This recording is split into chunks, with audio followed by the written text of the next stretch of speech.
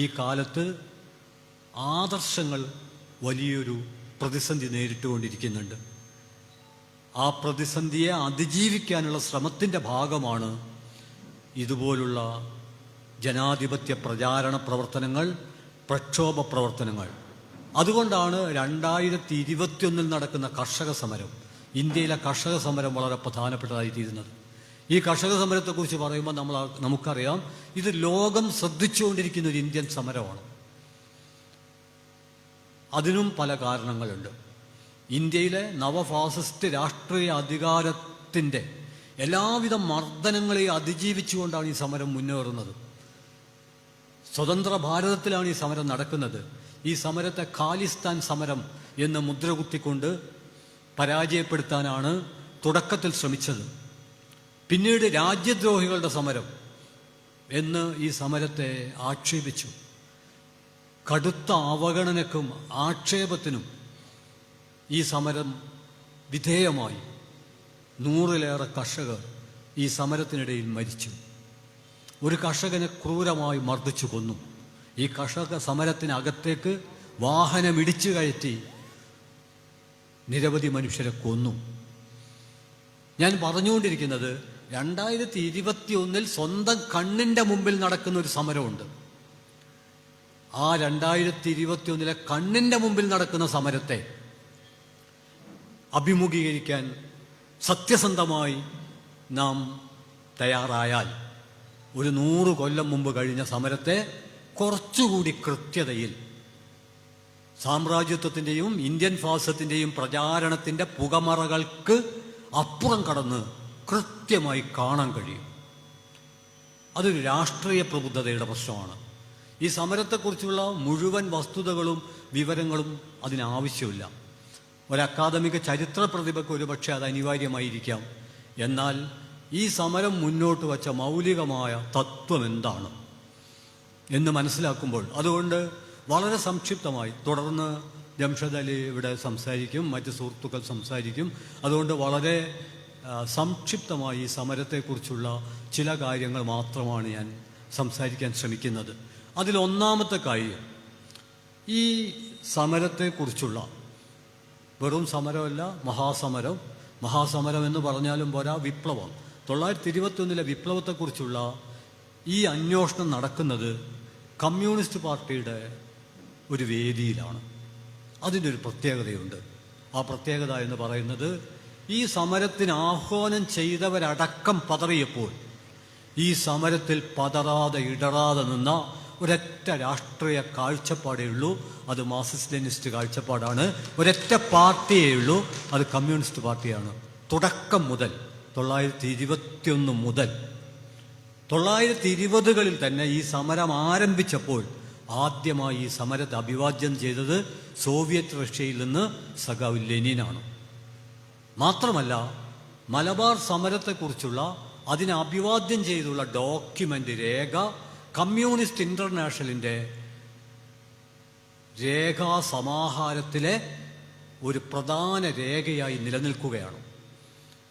ഈ രേഖ തയ്യാറാക്കിയത് അവിഭക്ത കമ്മ്യൂണിസ്റ്റ് പാർട്ടിയുടെ നേതാവ് സഖാവ് അബനി മുഖർജിയാണ്.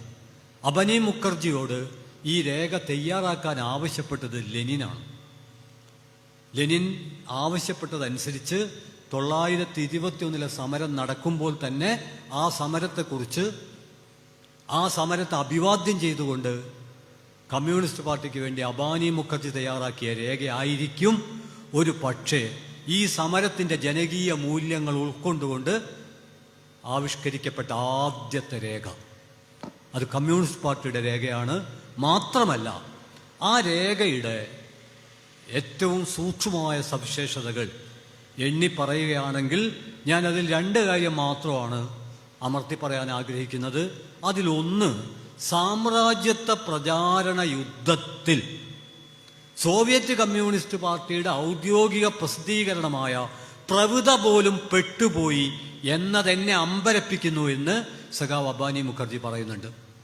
കമ്മ്യൂണിസ്റ്റ് പാർട്ടിയുടെ ഔദ്യോഗിക പ്രസിദ്ധീകരണമായ പ്രവിധ സമരത്തിനെതിരായ ബ്രിട്ടീഷ് പ്രചാരണത്തിൽ പെട്ടുപോയി എന്ന് പറഞ്ഞാൽ ലോകത്തിലെ എല്ലാ വിമോചന സമരത്തെയും നിർലോഭം അഭിവാദ്യം ചെയ്യുന്ന കമ്മ്യൂണിസ്റ്റ് പാർട്ടിയുടെ ഔദ്യോഗിക പ്രസിദ്ധീകരണത്തിലേക്ക് ബ്രിട്ടീഷ് നുണപ്രചാരണം നുഴഞ്ഞ് കയറി എന്ന് പറയുന്നത് ചെറിയ കാര്യമല്ല. അങ്ങനെ സംഭവിച്ചു എങ്കിൽ തെക്കൻ മലബാറിലെയും ഇന്ത്യയിലെയും മനുഷ്യരുടെ സ്ഥിതി എന്തായിരിക്കും? അവിടെയാണ് ഏറ്റവും പ്രധാനപ്പെട്ട പ്രശ്നം. അതുകൊണ്ട് ഞാൻ ഉന്നയിച്ചത് പ്രചരണമല്ല, പ്രൊപ്പഗൻഡയല്ല, പ്രൊപ്പഗൻഡ വാർ, പ്രചാരണ യുദ്ധമാണ്. ഈ യുദ്ധത്തിൻ്റെ പ്രത്യേകത എന്താണെന്ന് പറഞ്ഞാൽ അത് വ്യക്തമാക്കാൻ ഒരു ഉദാഹരണം പറയാം. കാരണം ഈ വിപ്ലവത്തിൻ്റെ, മലബാർ സമരത്തിൻ്റെ പശ്ചാത്തലം എന്ന് പറയുന്നത് സമീപസ്ഥമായ പശ്ചാത്തലമുണ്ട്, അതിനൊരല്പം വിദൂരസ്ഥമായൊരു പശ്ചാത്തലമുണ്ട്. രണ്ട് പശ്ചാത്തലമുണ്ട് ഈ സമരത്തിന്. അതിൽ സമീപസ്ഥമായ പശ്ചാത്തലം എന്ന് പറയുന്നത് 1914-18 യുദ്ധത്തിൻ്റെ ഒരു പശ്ചാത്തലമാണ്. ഒന്നാം സാമ്രാജ്യത്വ യുദ്ധം. ഇവിടെ തന്നെ പ്രചാരണത്തിന് നിരന്തരം ഇടതുപക്ഷ സാംസ്കാരിക പ്രഭാഷണം നടത്തുന്ന പദാവലികളുടെ കാര്യത്തിൽ ജാഗ്രത പുലർത്തണമെന്ന് സ്വയം നിർബന്ധമുള്ള ഒരാളായിട്ട് കൂടി ഞാൻ പെട്ടെന്ന് പറഞ്ഞത് ഒന്നാം ലോകമഹാ, പിന്നെ ഞാൻ പെട്ടെന്ന് സാമ്രാജ്യത്വ യുദ്ധം എന്ന് പറയാ ചെയ്തത്. ഇതാണ് പ്രചാരണ യുദ്ധത്തിൻ്റെ വിജയം. കാരണം ലോകയുദ്ധങ്ങൾ നമുക്ക് എണ്ണം പഠിക്കാനുള്ള മഞ്ചാടിക്കുരുവല്ല. 1, 2, 3. സത്യത്തിൽ ലോകരാഷ്ട്രങ്ങളെ വീതം വെച്ചെടുക്കാൻ വേണ്ടി മൂലധന ശക്തികൾ നടത്തിയ, സാമ്രാജ്യത്വം നടത്തിയ കൊള്ളയുടെ, പിടിച്ചുപറിയുടെ, രക്തച്ചൊരിച്ചിലിൻ്റെ ഭാഗമായിട്ടാണ് 1914-18 യുദ്ധം നടന്നത്. ആ യുദ്ധത്തെ വിളിക്കേണ്ടത് സാമ്രാജ്യത്വ യുദ്ധം എന്നാണ്, അല്ലാതെ ഒന്നാം ലോക മഹായുദ്ധം എന്നല്ല. ഒന്നാം ലോക മഹായുദ്ധം എന്ന് വിളിക്കുമ്പോൾ അത് അരാഷ്ട്രീയമായ ഒരു പദാവലിയാണ്. എന്നാൽ സാമ്രാജ്യത്വ യുദ്ധം എന്ന് വിളിക്കുമ്പോൾ അത് രാഷ്ട്രീയമാണ്. സാമ്രാജ്യത്വ ശക്തികൾ എന്നും പാഠപുസ്തകങ്ങളിൽ അതിനെ ഒന്നാം ലോക മഹായുദ്ധം എന്ന് വിളിച്ചത് അവർ നടത്തിയ കൊള്ളയെയും കൊലയെയും രക്തച്ചൊരിച്ചിലിനെയും മറച്ചുവെക്കാൻ വേണ്ടിയാണ്. ഭാഷയുടെ അരാഷ്ട്രീയവൽക്കരണം എന്ന് പറയുന്നത് സാമ്രാജ്യത്വത്തിൻ്റെയും ഫാസിസത്തിൻ്റെയും ഒരു അജണ്ടയാണ്. ജെയിംസ് പെട്രാസും ഹെൻറി വാൾട്ട്മെയറും സംയുക്തമായി എഴുതിയ വളരെ പ്രസിദ്ധമായ ഗ്ലോബലൈസേഷൻ എന്ന പുസ്തകത്തിൽ കൃത്യമായിട്ടും അവർ പറയുന്നുണ്ട്, ഭാഷയുടെ രാഷ്ട്രീയ മലിനീകരണം, പൊളിറ്റിക്കൽ കറപ്ഷൻ ഓഫ് ലാംഗ്വേജ് എന്നൊരു വാക്ക് അവർ ഉദ്ധരിക്കുന്നുണ്ട്. ഗ്ലോബലൈസേഷൻ തന്നെ രാഷ്ട്രീയ മലിനീകരണമാണ്. കാരണം സാമ്രാജ്യത്വ ഭീകരതയാണ് ഗ്ലോബലൈസേഷൻ. അതിനെയാണ് നമ്മൾ മലയാളത്തിൽ ആഗോളവൽക്കരണം എന്ന് വിളിച്ചുകൊണ്ടിരിക്കുന്നത്. ഞാൻ സൂചിപ്പിക്കുന്നത് വളരെ കൃത്യമായും പ്രചാരണ യുദ്ധത്തിന് നമ്മളൊക്കെ വിധേയരാണ് എന്നതിൻ്റെ തെളിവാണ് സാമ്രാജ്യത്വ യുദ്ധം എന്ന് പറയേണ്ടടുത്ത് ഒന്നാം ലോക മഹായുദ്ധം എന്ന് പറഞ്ഞു പോയത്. ഞാൻ പെട്ടെന്ന് പറഞ്ഞു പോവുകയും ഞാൻ തിരുത്തുകയും ചെയ്തു. ഇതുപോലെ 1921 കുറിച്ച് സംസാരിക്കുമ്പോൾ ഒരുപാട് ഭാഷാപരമായ അരാഷ്ട്രീയതകൾ നമ്മൾ അഭിമുഖീകരിക്കേണ്ടി വരുന്നുണ്ട് എന്നാണ് പറയുന്നത്. അതവിടെ നിൽക്കട്ടെ. സൂചിപ്പിച്ചു വന്നത് 1921 ആസന്ന പശ്ചാത്തലമുണ്ട്. അത് 1914-18 ലോക സാമ്രാജ്യത്വ യുദ്ധമാണ്. ആ യുദ്ധത്തെ തുടർന്നാണ് ഖിലാഫത്ത് എന്നതുപോലും പ്രസക്തമാവുന്നത്. ഖിലാഫത്ത് എന്ന് പറയുമ്പോൾ നമുക്കറിയാം, ഒന്നാം സാമ്രാജ്യത്വ യുദ്ധത്തിൽ ജർമ്മനിയുടെ പക്ഷത്തായിരുന്ന തുർക്കി തോൽക്കുകയും തുർക്കി തോറ്റാലും തുർക്കിയുടെ മതാധികാരം ഖിലാഫത്ത്, അതിൽ ഞങ്ങൾ കൈവെക്കില്ല എന്ന് ബ്രിട്ടീഷ് പ്രധാനമന്ത്രി ലോയിഡ് ജോർജ് നൽകിയ വാഗ്ദാനം അദ്ദേഹം യുദ്ധാനന്തരം ലംഘിക്കുകയും ചെയ്തു. അത് ലോകത്തെങ്ങുമുള്ള മുസ്ലിങ്ങളിൽ കടുത്ത അമർഷമുളവാക്കി. അതിൻ്റെ പശ്ചാത്തലത്തിലാണ് 1919 ഖിലാഫത്ത് എന്ന ഒരാശയം, ബ്രിട്ടീഷ് വിരുദ്ധമായ ഒരു കാഴ്ചപ്പാട് രൂപപ്പെട്ടു വരുന്നത്. അത് 1921 വിപ്ലവത്തിന്, മഹാസമരത്തിന് പശ്ചാത്തലമൊരുക്കി എന്നത് പരമാർത്ഥമാണ്. എന്നാൽ 1921 വിപ്ലവത്തെ വെറും ഖിലാഫത്ത് വിപ്ലവം എന്ന് വിളിക്കുന്നത് തെറ്റാണ്. എന്തുകൊണ്ടെന്നാൽ 1914-18 ലോക സാമ്രാജ്യത്വ യുദ്ധത്തിൻ്റെ പശ്ചാത്തലത്തിലാണ് ഖിലാഫത്ത് ആശയം ഉയർന്നു വന്നതെങ്കിൽ ഈ സമരത്തിൻ്റെ മൗലികമായ ഉള്ളടക്കമായി നിലനിൽക്കുന്ന കർഷക പ്രക്ഷോഭം ആരംഭിക്കുന്നത് 1919-ലോ 1920-ലോ അല്ല, മറിച്ച് 1792 മാർച്ച് 18 മുതൽക്കാണ്. 1792 മാർച്ച് 18-ന് 921 രാഷ്ട്രീയ വിശകലനത്തിൽ പ്രധാനപ്പെട്ടൊരു പങ്കുണ്ട്. കാരണം 1792 മാർച്ച് 18-നാണ് മൂന്നാം മൈസൂർ യുദ്ധം അവസാനിക്കുന്നത്, ആംഗ്ലോ മൈസൂർ വാർ. ബ്രിട്ടീഷുകാരും മൈസൂരിലെ ടിപ്പു സുൽത്താനും, ആദ്യം ഹൈദരലി പിന്നെ അദ്ദേഹത്തിൻ്റെ മകനായ ടിപ്പു സുൽത്താൻ, ഇവരുമായുള്ള യുദ്ധം, ആ യുദ്ധത്തിൽ ബ്രിട്ടീഷുകാർ ജയിക്കുന്നത്, ആ ജയത്തിൻ്റെ അടിസ്ഥാനത്തിൽ ശ്രീരംഗപട്ടണ ഉടമ്പടി രൂപം കൊള്ളുന്നത് 1792 മാർച്ച് 18-നാണ്. അതുകൊണ്ട് 921 വിപ്ലവത്തിൻ്റെ ഏറ്റവും സൂക്ഷ്മമായ രാഷ്ട്രീയ ഉള്ളടക്കം പരിശോധിക്കുമ്പോൾ 14-18 ലോക സാമ്രാജ്യത്തെ യുദ്ധപശ്ചാത്തലത്തിലുള്ള വിശകലനം മാത്രം പോരാ, മറിച്ച് 1792 മുതലുള്ള വിശകലനം വേണം. 1792 മുതൽ അല്ല, അതിന് പിറകിലേക്കാണ് ഈ മഹാസമരത്തെക്കുറിച്ചുള്ള അന്വേഷണം വ്യാപിപ്പിക്കേണ്ടത് എന്ന കാഴ്ചപ്പാട് പുലർത്തുന്ന ചരിത്ര പ്രതിഭകളുണ്ട്. 1792 ഒരു പ്രധാന തീയതിയാണെങ്കിലും 1836 മുതലാണ് 921 എന്ന ഈ മഹാസമരത്തിൻ്റെ പശ്ചാത്തലമെന്ന് കരുതുന്നവരുണ്ട്. 1836 മുതൽ 21 വരെയുള്ള മതപരവും കാർഷികവുമായ ഉയർത്തെഴുന്നേൽപ്പിനെ കുറിച്ചാണ് ഡോക്ടർ KN പണിക്കരെ പോലുള്ള ചരിത്ര പ്രതിഭകൾ തങ്ങളുടെ പുസ്തകങ്ങളിൽ പ്രതിപാദിക്കുന്നത്. Against Lord and state, religious and peasant uprising of 1836-921. 1836 മുതൽ 921 വരെ മതപരവും കാർഷികവുമായ ഉയർത്തെഴുന്നേൽപ്പിനെ കുറിച്ചാണ് ഡോക്ടർ KN പണിക്കർ പറയുന്നത്. മറ്റു ചില ചരിത്ര പ്രതിഭകൾ 1792 മുതലാണ്, മറ്റു ചിലർ അതിനും പിറകിലേക്ക് പോകുന്നുണ്ട്. നമുക്കിവിടെ സൗകര്യത്തിന് 1792 മാർച്ച് 18 ശ്രീരംഗപട്ടണ ഉടമ്പടി മുതലുള്ള ഒരു ചരിത്രവും സംക്ഷിപ്തമായിട്ട്, ഇതിൻ്റെ ഒന്നും വിശദാംശങ്ങൾ ആവശ്യമില്ല, ടിപ്പു കൊണ്ടുവന്ന പരിമിതമായ ഭൂപരിഷ്കരണം ശ്രീരംഗപട്ടണ ഉടമ്പടിയോടുകൂടി റദ്ദാക്കപ്പെട്ടു. അതാണ് മൗലികമായ വസ്തുത. ടിപ്പു സുൽത്താൻ കൊണ്ടുവന്ന പരിമിതമായ ഭൂപരിഷ്കരണം, അതായത് കുടിയാന്മാരെ, ജന്മിമാർക്ക് അവർക്ക് തോന്നിയതുപോലെ കുടിയൊഴിക്കാനുള്ള അവകാശങ്ങൾ എടുത്തു കളയുന്ന ഒരു തരത്തിലുള്ള പരുക്കൻ ഭൂപരിഷ്കരണ നിയമം ടിപ്പു സുൽത്താൻ കൊണ്ടുവന്നു. അതോടൊപ്പം തന്നെ സാമൂഹ്യ പരിഷ്കരണപരമായ ചില കാഴ്ചപ്പാടുകളും അദ്ദേഹം അവതരിപ്പിച്ചു. ടിപ്പു സുൽത്താനെക്കുറിച്ച് പ്രധാനമായും നമ്മൾ മനസ്സിലാക്കേണ്ട കാര്യം, ബ്രിട്ടീഷുകാർ ഭയന്ന് വിറച്ച ഒരു ഇന്ത്യൻ ചക്രവർത്തി ടിപ്പു സുൽത്താനാണ്. ടിപ്പു സുൽത്താൻ കൊല്ലപ്പെട്ടപ്പോൾ ഇതാ ഇന്ത്യയുടെ ശവം കിടക്കുന്നു, തിന്നുവിൻ, കുടിക്കുവിൻ, നൃത്തം ചെയ്യുവിൻ എന്ന് ഇംഗ്ലണ്ടിലെ ജനതയോട് ആഹ്വാനം ചെയ്യപ്പെട്ടതായി ചരിത്രത്തിൽ അടയാളപ്പെടുത്തപ്പെട്ടിട്ടുണ്ട്.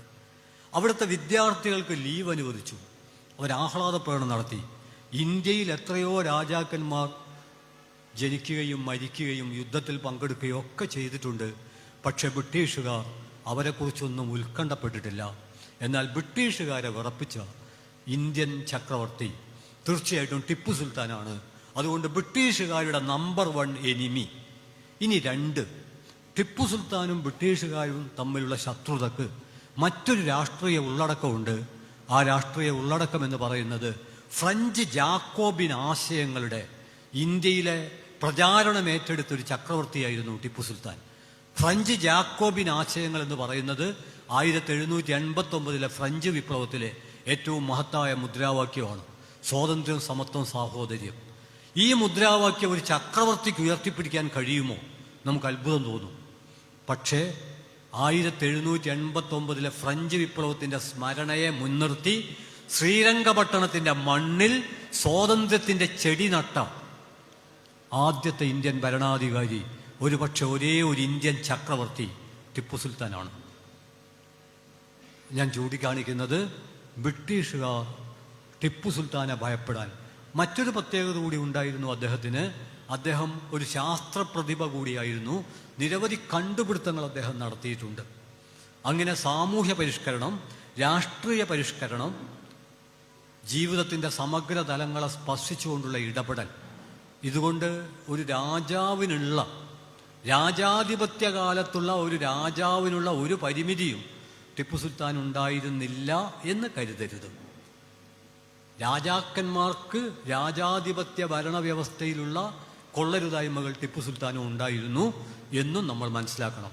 പക്ഷേ ബ്രിട്ടീഷുകാർ ഏറ്റവും ഭയപ്പെട്ട, അതോടൊപ്പം പരിമിതമായ തോതിലാണെങ്കിലും ജമ്മിമാർക്ക് ചില പ്രയാസങ്ങൾ ഉണ്ടാക്കിയ, അതിൻ്റെ ഭാഗമായിട്ട് തിരുവിതാംകൂറിലേക്ക്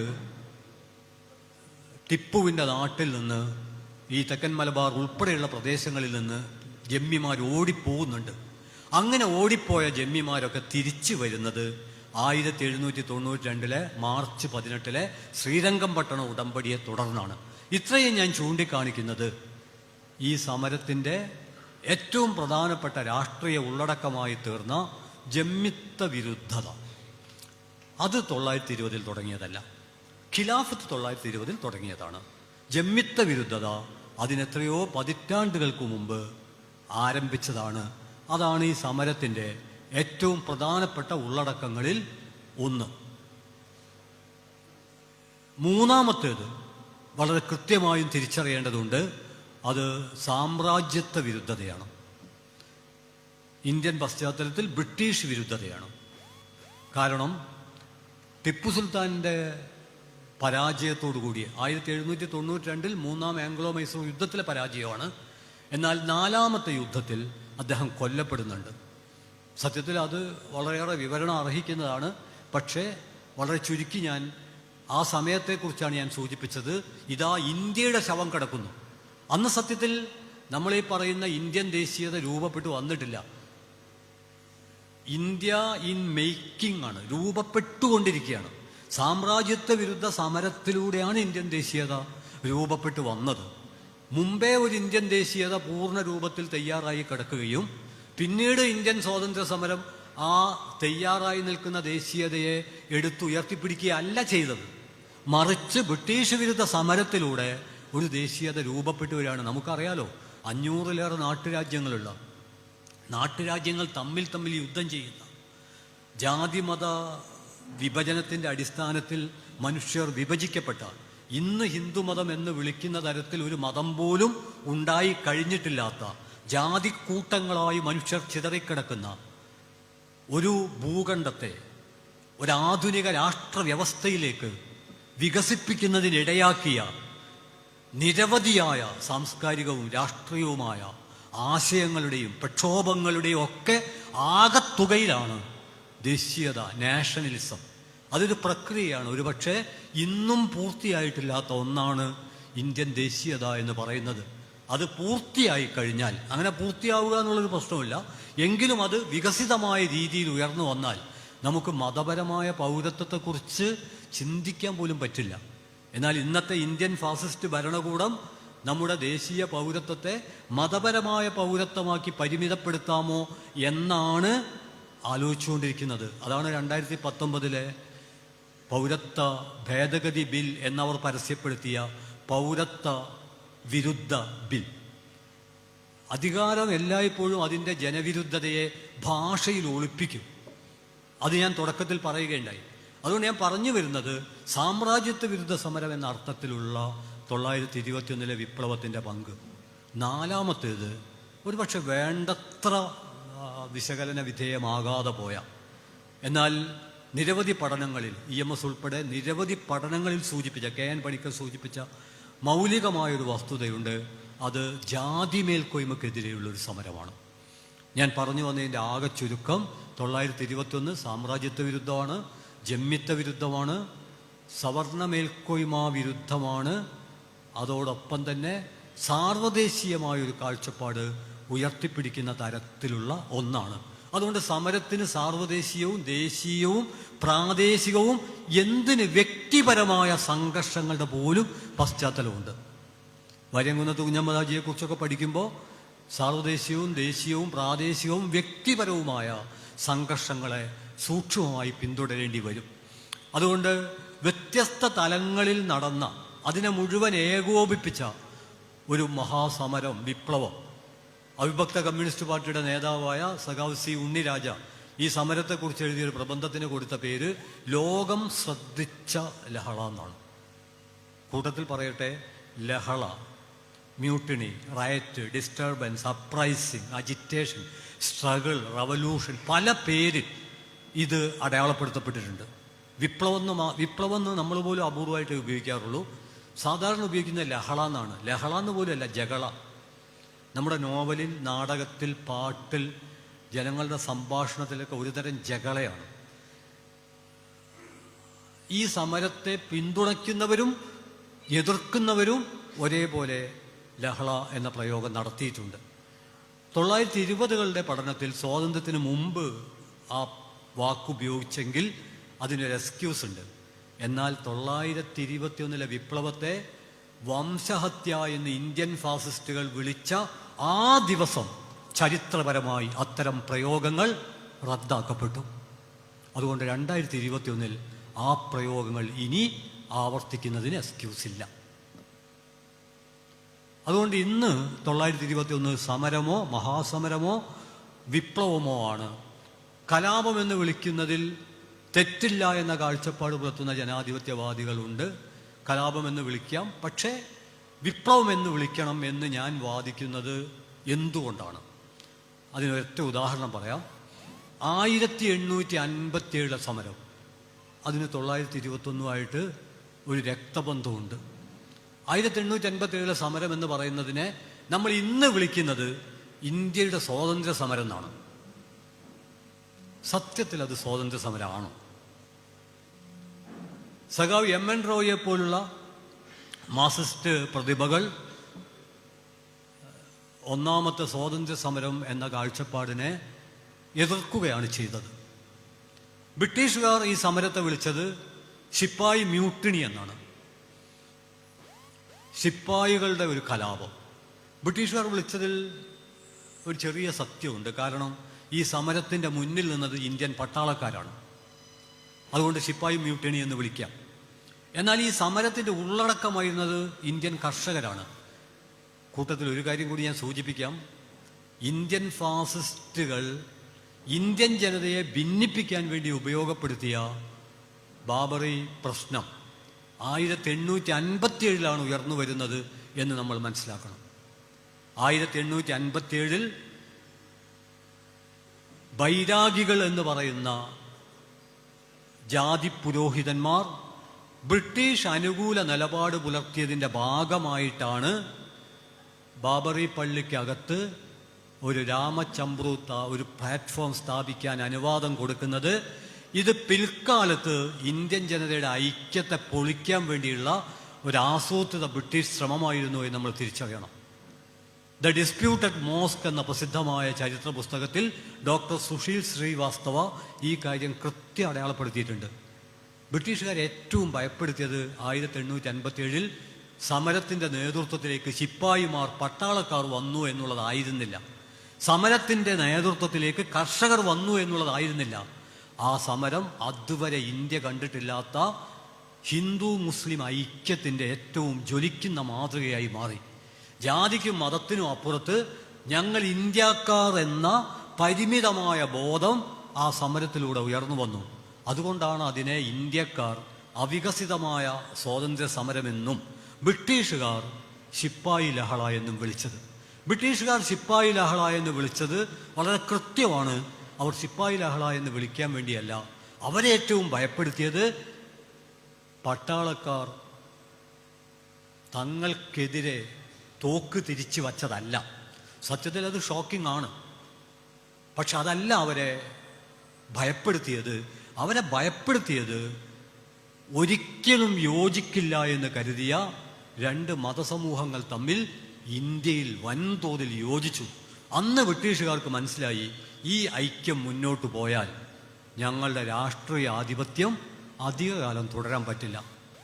അന്നു മുതൽ അവർ എടുത്ത രാഷ്ട്രീയ തീരുമാനമാണ് ഇന്ത്യക്കാരുടെ ജാത്യാചാരങ്ങളിൽ ഇടപെടേണ്ടതില്ല. ഇത് നിർണായക തീരുമാനമാണ്. കാരണം 1858 വിക്ടോറിയ രാജ്ഞിയുടെ ഇന്ത്യക്കാരുടെ ജാത്യാചാരങ്ങളിൽ ഇടപെടണ്ട എന്ന തീരുമാനം, ആ തീരുമാനത്തിൻ്റെ ചുരുക്കം എന്ന് പറയുന്നത് ഇന്ത്യൻ ജനതയുടെ നവോത്ഥാന പ്രവർത്തനങ്ങളെ പിന്തുണയ്ക്കേണ്ടതില്ല എന്നാണ്. അതുകൊണ്ട് തന്നെ അവരേറ്റവും ഭയപ്പെടുത്തിയത് ഐക്യമാണ്. ആ ഐക്യം പരിമിതമായി ഉൽപ്പാദിപ്പിക്കാൻ ഈ സമരത്തിന് കഴിഞ്ഞു. അതുകൊണ്ടാണ് അതിനെ സ്വാതന്ത്ര്യ സമരം എന്ന് നമ്മൾ വിളിച്ചത്. സൂക്ഷ്മമായ അർത്ഥത്തിൽ സമരത്തിൻ്റെ നേതൃത്വം രാജാക്കന്മാരും രാജ്ഞിമാരും പ്രഭുക്കന്മാരും പ്രഭ്വികളുമായിരുന്നു, പട്ടാളക്കാരായിരുന്നു, കർഷകരായിരുന്നു. ജനത അതിന് പിന്തുണ നൽകി. ആ സമരത്തെ പല പേരിൽ വിളിക്കാം. പക്ഷേ മർദ്ദക പക്ഷത്ത് നിന്ന് അതിനെ ശിപ്പായി ലഹള എന്ന് വിളിച്ചു, മർദ്ദിത പക്ഷത്ത് നിന്ന് അതിനെ സ്വാതന്ത്ര്യ സമരം എന്ന് വിളിച്ചു. വളരെ സാങ്കേതികമായി നോക്കിയാൽ അത് സൂക്ഷ്മാർത്ഥത്തിൽ സ്വാതന്ത്ര്യ സമരമല്ല. അത് നിരവധി പരിമിതികളുണ്ട്. പക്ഷേ സ്വാതന്ത്ര്യത്തെ ജീവവായു പോലെ സ്നേഹിക്കുന്ന ഒരു ജനതക്ക് അതിനെ സ്വാതന്ത്ര്യ സമരം എന്ന് വിളിക്കാം. അങ്ങനെയാണെങ്കിൽ 1857 സ്വാതന്ത്ര്യ സമരമാണെങ്കിൽ, സകല പരിമിതികളോടെ അത് സ്വാതന്ത്ര്യ സമരമാണെങ്കിൽ, 921 വിപ്ലവമാണ്. 921 വിപ്ലവ മൂല്യം ഉൾക്കൊണ്ടുകൊണ്ടാണ് കമ്മ്യൂണിസ്റ്റ് പാർട്ടി അതിൻ്റെ ചരിത്രപ്രസിദ്ധമായ എല്ലാ രേഖകളും തയ്യാറാക്കിയിട്ടുള്ളത്. അവിടെയാണ് ഞാൻ 1920കളിൽ തന്നെ അബാനി മുഖർജി എഴുതിയതിനെക്കുറിച്ച് പറഞ്ഞത്. അവിടെയാണ് M N. Roy India in transition, India പരിവർത്തനത്തിൽ എന്ന അദ്ദേഹത്തിൻ്റെ പ്രശസ്തമായ പുസ്തകത്തിൽ 921 കുറിച്ച് പറയുന്നുണ്ട്. A.R. Desai social background of Indian nationalism 921 കുറിച്ച് പറയുന്നുണ്ട്. 1937 സൗമ്യേന്ദ്രനാഥ ടാഗോർ തെക്കൻ മലബാർ സന്ദർശിക്കുന്നുണ്ട്. ഈ മഹാസമരത്തെക്കുറിച്ച്, വിപ്ലവത്തെക്കുറിച്ച് പഠിക്കുന്നുണ്ട്. അദ്ദേഹം ഇതിനെ കർഷക സമരം എന്ന പേരിൽ തന്നെ 937 പുസ്തകം എഴുതുന്നുണ്ട്. 940 ജമ്മിത്തത്തിൻ്റെ കാലടിയിൽ എന്ന പേരിൽ കമ്പളത്ത് ഗോവിന്ദൻ നായർ ഒരു പ്രബന്ധം എഴുതുന്നുണ്ട്. 944 പ്രസിദ്ധമായ ഏറനാടിൻ ധീരമക്കൾ എഴുതുന്നുണ്ട്. 946 കമ്മ്യൂണിസ്റ്റ് പാർട്ടി ഈ സമരത്തിൻ്റെ 25ാം വാർഷികം, ആ വാർഷികത്തെ അഭിവാദ്യം ചെയ്യുന്നുണ്ട്. ആ രേഖ 2021 വീണ്ടും വായിക്കാവുന്നതാണ്, രണ്ട് വിധത്തിൽ. ഒന്ന്, 921 വിപ്ലവ സമരത്തെ അതിൻ്റെ സാധ്യതകളുടെ അടിസ്ഥാനത്തിൽ ഉയർത്തിപ്പിടിക്കുകയും പരിമിതികളെ വിമർശനപരമായി വിലയിരുത്തുകയും ചെയ്യുന്ന ഒരു ചരിത്രരേഖ എന്ന അർത്ഥത്തിൽ അത് വായിക്കപ്പെടണം. വായിക്കുമ്പോൾ ശ്രദ്ധിക്കേണ്ട മൗലികമായ കാര്യം, ഈ സമരത്തിൻ്റെ 25 കൊല്ലത്തെ അനുഭവമാണ് ആ രേഖ ആവിഷ്കരിക്കുന്നത്. നമ്മൾ സംസാരിക്കുമ്പോൾ ശ്രദ്ധിക്കേണ്ട കാര്യം, ഈ സമരത്തിൻ്റെ 100 കൊല്ലത്തെ അനുഭവങ്ങളെയാണ് നമ്മൾക്ക് ആവിഷ്കരിക്കാനുള്ളത്. അതുകൊണ്ട് 25 രേഖ നിർണായകമാണ്. അതേസമയം തന്നെ അവിടെ നിന്നും നമ്മുടെ അന്വേഷണം മുന്നോട്ട് പോകേണ്ടതുണ്ട്, മുന്നോട്ട് പോയിട്ടുണ്ട്. പ്രത്യേകിച്ചും കോർപ്പറേറ്റ് വൽക്കരണത്തിനെതിരെ ഒരു കർഷക സമരം നടക്കുമ്പോൾ ജമ്മിത്തത്തിനെതിരെ നടന്ന പഴയതെങ്കിലും പഴയതാകാൻ വിസമ്മതിക്കുന്ന ഒരു മഹാവിപ്ലവത്തെക്കുറിച്ചും നമ്മൾ മൗലികമായി ആലോചിക്കേണ്ടതുണ്ട്. ഞാൻ പറഞ്ഞു വരുന്ന ഏറ്റവും പ്രധാനപ്പെട്ട പ്രശ്നം, കമ്മ്യൂണിസ്റ്റ് പാർട്ടി 920 മുതൽ, ഈ സമരം നടക്കുന്നത് മുതൽ ഈ സമരത്തെ അഭിവാദ്യം ചെയ്യുന്നു. ഈ രേഖ പരിശോധിച്ചാൽ അതിൽ അത്ഭുതകരമായ കാര്യമുണ്ട്. അതിൽ മുഹമ്മദ് അബ്ദുറഹിമാൻ സാഹിബ് ഉൾപ്പെടെ ഈ സമരത്തിനൊപ്പം നിന്ന കോൺഗ്രസ് നേതാക്കന്മാരെ കമ്മ്യൂണിസ്റ്റ് പാർട്ടിയുടെ രേഖ അഭിവാദ്യം ചെയ്യുന്നുണ്ട്. അത് ഈ രേഖയുടെ വലിയൊരു മഹത്വമാണ്. കക്ഷി രാഷ്ട്രീയത്തിൻ്റെ അടിസ്ഥാനത്തിൽ പരിമിതമായ ഒരവതരണമല്ല കമ്മ്യൂണിസ്റ്റ് പാർട്ടിയുടെ 946 ആഗസ്റ്റ് 20 ആഹ്വാനവും താക്കീതും. അത് മുഹമ്മദ് അബ്ദുറഹിമാൻ സാഹിബിനെ മാത്രമല്ല അഭിവാദ്യം ചെയ്യുന്നത്, അത് സമരത്തിൻ്റെ എതിർപക്ഷത്ത് നിന്ന മുസ്ലിം പ്രമാണിമാരെയും ഹിന്ദു പ്രമാണിമാരെയും ഭൂപ്രഭുക്കൾ എന്ന അർത്ഥത്തിൽ നിശിതമായി വിമർശിക്കുന്നുണ്ട്. അതിൽ നിന്നൊരു കാര്യം വ്യക്തമാണ്, ഈ സമരത്തിൽ മുസ്ലിം ജന്മിമാർ, മുസ്ലിം പ്രമാണിമാർ എവിടെയായിരുന്നു നിന്നത്? അവർ നിന്നത് ബ്രിട്ടീഷ് പക്ഷത്താണ്. അവർക്ക് ലഭിച്ചത് വലിയ പുരസ്കാരങ്ങളാണ്. കൗതുകകരമായൊരു കാര്യം കൂടി ഞാൻ പറയാം. നമ്മുടെ പാഠപുസ്തകത്തിൽ വേണ്ടത്ര വിവരിക്കപ്പെടാത്ത വലിയൊരു ഗവേഷണം ആവശ്യമുള്ളൊരു കാര്യമാണ് മൊയാരത്ത് ശങ്കരൻ്റെ 921 കുറിച്ചുള്ള അനുസ്മരണത്തിൽ മാത്രമാണ് ഈ വിവരണം ഞാൻ കണ്ടിട്ടുള്ളത്. അത് വളരെ വിപുലമായൊരു ഗവേഷണത്തിൻ്റെ വിഷയമാണ്. 20കളിലൊക്കെ കേരളീയ സമൂഹത്തെ അടക്കി നിർത്തുന്നതിൽ, നിയന്ത്രിക്കുന്നതിൽ കായികാഭ്യാസികൾ എന്ന് പറയുന്ന ഗുരുക്കന്മാർ വലിയ പങ്ക് വഹിച്ചിട്ടുണ്ട്. കേസുകൾ ഒത്തുതീർപ്പാക്കുക, അതുപോലെ തന്നെ തർക്കങ്ങൾ പരിഹരിക്കുക, അത്യാവശ്യം മസിൽ പവർ പ്രയോഗിക്കുന്നതിൻ്റെ അടുത്ത് അത് പ്രയോഗിക്കുക, എവിടെയെങ്കിലും അനാവശ്യമായിട്ട് ആളുകൾ അടികൂടുന്നുണ്ടെങ്കിൽ അത് അവസാനിപ്പിക്കുക. ഇത്തരം ദൗത്യങ്ങൾ ചെയ്ത ആളുകളാണ് നമ്മുടെ ഗുരുക്കന്മാർ, കളരി ആശാന്മാർ. മൊയാരത്തിൻ്റെ പുസ്തകത്തിൽ പറയുന്നത് കാട്ടിപ്പരുത്തി മമ്മദ് ഗുരുക്കൻ. കാട്ടിപ്പരുത്തി ഗുരുക്കന്മാർ അന്നും ഇന്നും പ്രശസ്തരാണ്, അക്കാലത്ത് കൂടുതൽ പ്രശസ്തരാണ്. കാരണം ഈ കായികാഭ്യാസത്തിന് കേന്ദ്ര പ്രാധാന്യമുള്ള ഒരു സമൂഹ ഘടനയാണ്. കാട്ടിപ്പരുത്തി മമ്മദ് ഗുരുക്കൾ, അദ്ദേഹത്തിന് 90-91 വയസ്സുള്ള സമയത്താണ് മൊയാരത്ത് പറയുന്നുണ്ട്, ഒരിക്കൽ സന്ദർശിച്ചപ്പോൾ അദ്ദേഹത്തിൻ്റെ വീട്ടിലെ പല മെഡലുകളും മറ്റും കാണിച്ചുകൊണ്ട് ഇതൊക്കെ ബ്രിട്ടീഷ് സർക്കാർ എനിക്ക് സമ്മാനമായി തന്നതാണ്. അപ്പം മൊയാരത്ത് ചോദിച്ചു എന്തിന്? അദ്ദേഹം പറഞ്ഞു ഈ സമരത്തെ അടിച്ചമർത്താൻ സഹായിച്ചതിന്. ഈ സമരത്തിൽ പങ്കെടുക്കുന്ന പോരാളികളെ കായികമായി ഭീഷണിപ്പെടുത്തി പിന്തിരിപ്പിക്കാൻ പ്രവർത്തിച്ചതിന് എനിക്ക് ബ്രിട്ടീഷ് സർക്കാർ തന്ന പുരസ്കാരമാണിത്. അതിൻ്റെ അർത്ഥം എന്താണെന്നറിയോ? അതിന് വലിയൊരർത്ഥമുണ്ട്. ബ്രിട്ടീഷുകാർക്ക് ഏറ്റവും വലിയ സായുധ സേന ഉണ്ട്, സ്വന്തം പട്ടാളമുണ്ട്, പോലീസുണ്ട്. ഈ സ്വന്തം പട്ടാളവും പോലീസും മതിയാകാതെ വന്നപ്പോൾ അവർ മലബാറിന് വേണ്ടി മാത്രം മർദ്ദനത്തിൽ കുപ്രസിദ്ധി ആർജിച്ച ഒരു പ്രത്യേക പോലീസ് സേനയെ ഉണ്ടാക്കി. അതാണ് MSP, Malabar special police. 1885 Malappuram special പോലീസായിരുന്നു. അത് 920 മലബാർ സ്പെഷ്യൽ പോലീസായിട്ട് മാറി. ഞാൻ പറയുന്നത് പോലീസുണ്ട്, പട്ടാളമുണ്ട്, ഗുണ്ടകളുണ്ട്, മാധ്യമമുണ്ട്, ജയിലുണ്ട്, കോടതിയുണ്ട്. ഇതൊന്നും മതിയാകാത്ത വന്നപ്പോൾ അവർ നാട്ടിലെ അഭ്യാസികളെപ്പോലും തങ്ങളുടെ മർദ്ദനത്തിന് വേണ്ടി വാടകയ്ക്ക് എടുത്തിട്ടുണ്ട്. കാട്ടിപ്പരുത്തി മമ്മദ് ഗുരുക്കളെ പോലുള്ള ഒരാളെ വാടകയ്ക്കെടുക്കുമ്പോൾ അതിലൊരു തത്വമുണ്ട്. അതിൽ പ്രധാനമായും അവർ വാടകയ്ക്കെടുക്കാൻ ശ്രമിച്ചത് മുസ്ലിം അഭ്യാസികളെ തന്നെയാണ് എന്നുള്ളതാണ്. വാര്യംകുന്നത്ത് കുഞ്ഞമ്മാജിയെ പെട്രോൾ അഴിച്ചു ചൂടാൻ ആലി അധികാരിയെ തന്നെ നിയമിക്കുന്നതിലെ, ഹിച്ച്കോക്കിന്റെ പ്രതിമ സ്ഥാപിക്കാനുള്ള പണപ്പിരിവിന് പൊന്നാനിയിലെ ആറ്റക്കോയ തങ്ങളെ തന്നെ നേതൃത്വത്തിൽ വെക്കുന്നതിലെ ഒക്കെ ഒരു തത്വമുണ്ട്, ഭിന്നിപ്പിച്ച് ഭരിക്കുക എന്നുള്ള തത്വം. ആ തത്വം എന്താന്ന് പറഞ്ഞാൽ ഹിന്ദുക്കളെയും മുസ്ലിങ്ങളെയും ഭിന്നിപ്പിക്കുക, മുസ്ലിങ്ങളെയും ഭിന്നിപ്പിക്കുക, ഹിന്ദുക്കളെയും ഭിന്നിപ്പിക്കുക. നമ്മൾ ഈ ഭിന്നിപ്പിച്ച് ഭരിക്കുക എന്നുള്ളത് നമ്മൾ സാധാരണ മനസ്സിലാക്കിയത് 2 മതക്കാരെ തമ്മിൽ ഭിന്നിപ്പിക്കുക എന്നാണ്. അത് മാത്രമല്ല, എങ്ങനെയൊക്കെ ഭിന്നിപ്പിക്കാൻ കഴിയുമോ അങ്ങനെയൊക്കെ ഭിന്നിപ്പിക്കുക. അങ്ങനെ ഭിന്നിപ്പിച്ചിട്ടുണ്ട്. അതാണ് ഞാൻ ഈ ഉദാഹരണം പറഞ്ഞു എന്നേ ഉള്ളൂ. ആ രീതി ബ്രിട്ടൻ പതറിപ്പോയ ഒരു ഇന്ത്യൻ സമരമാണ്. 1857 ശേഷം ബ്രിട്ടീഷുകാർ ഇന്ത്യയിൽ പതറിയ ഒരു സമരമാണ്. മാത്രമല്ല 1857 നിന്ന് വ്യത്യസ്തമായി 921 തെക്കൻ മലബാറിൽ നടന്നൊരു കാര്യമുണ്ട്. അത് വ്യക്തമാക്കാൻ ഞാൻ ഒറ്റ ഉദാഹരണം പറയാം. അത് വ്യക്തമാക്കാൻ ഒരു കാര്യം നമ്മൾ ആദ്യമേ മനസ്സിലാക്കണം. ഈ സമരത്തെക്കുറിച്ചുള്ള പല രേഖകളും 970 ശേഷമാണ് നമുക്ക് ലഭിക്കുന്നത്. ഏത് രേഖ? ഈ സമരത്തെ അടിച്ചമർത്താൻ ബ്രിട്ടീഷുകാർ തയ്യാറാക്കിയ രേഖ 970 ശേഷമാണ് ലഭിക്കുന്നത്.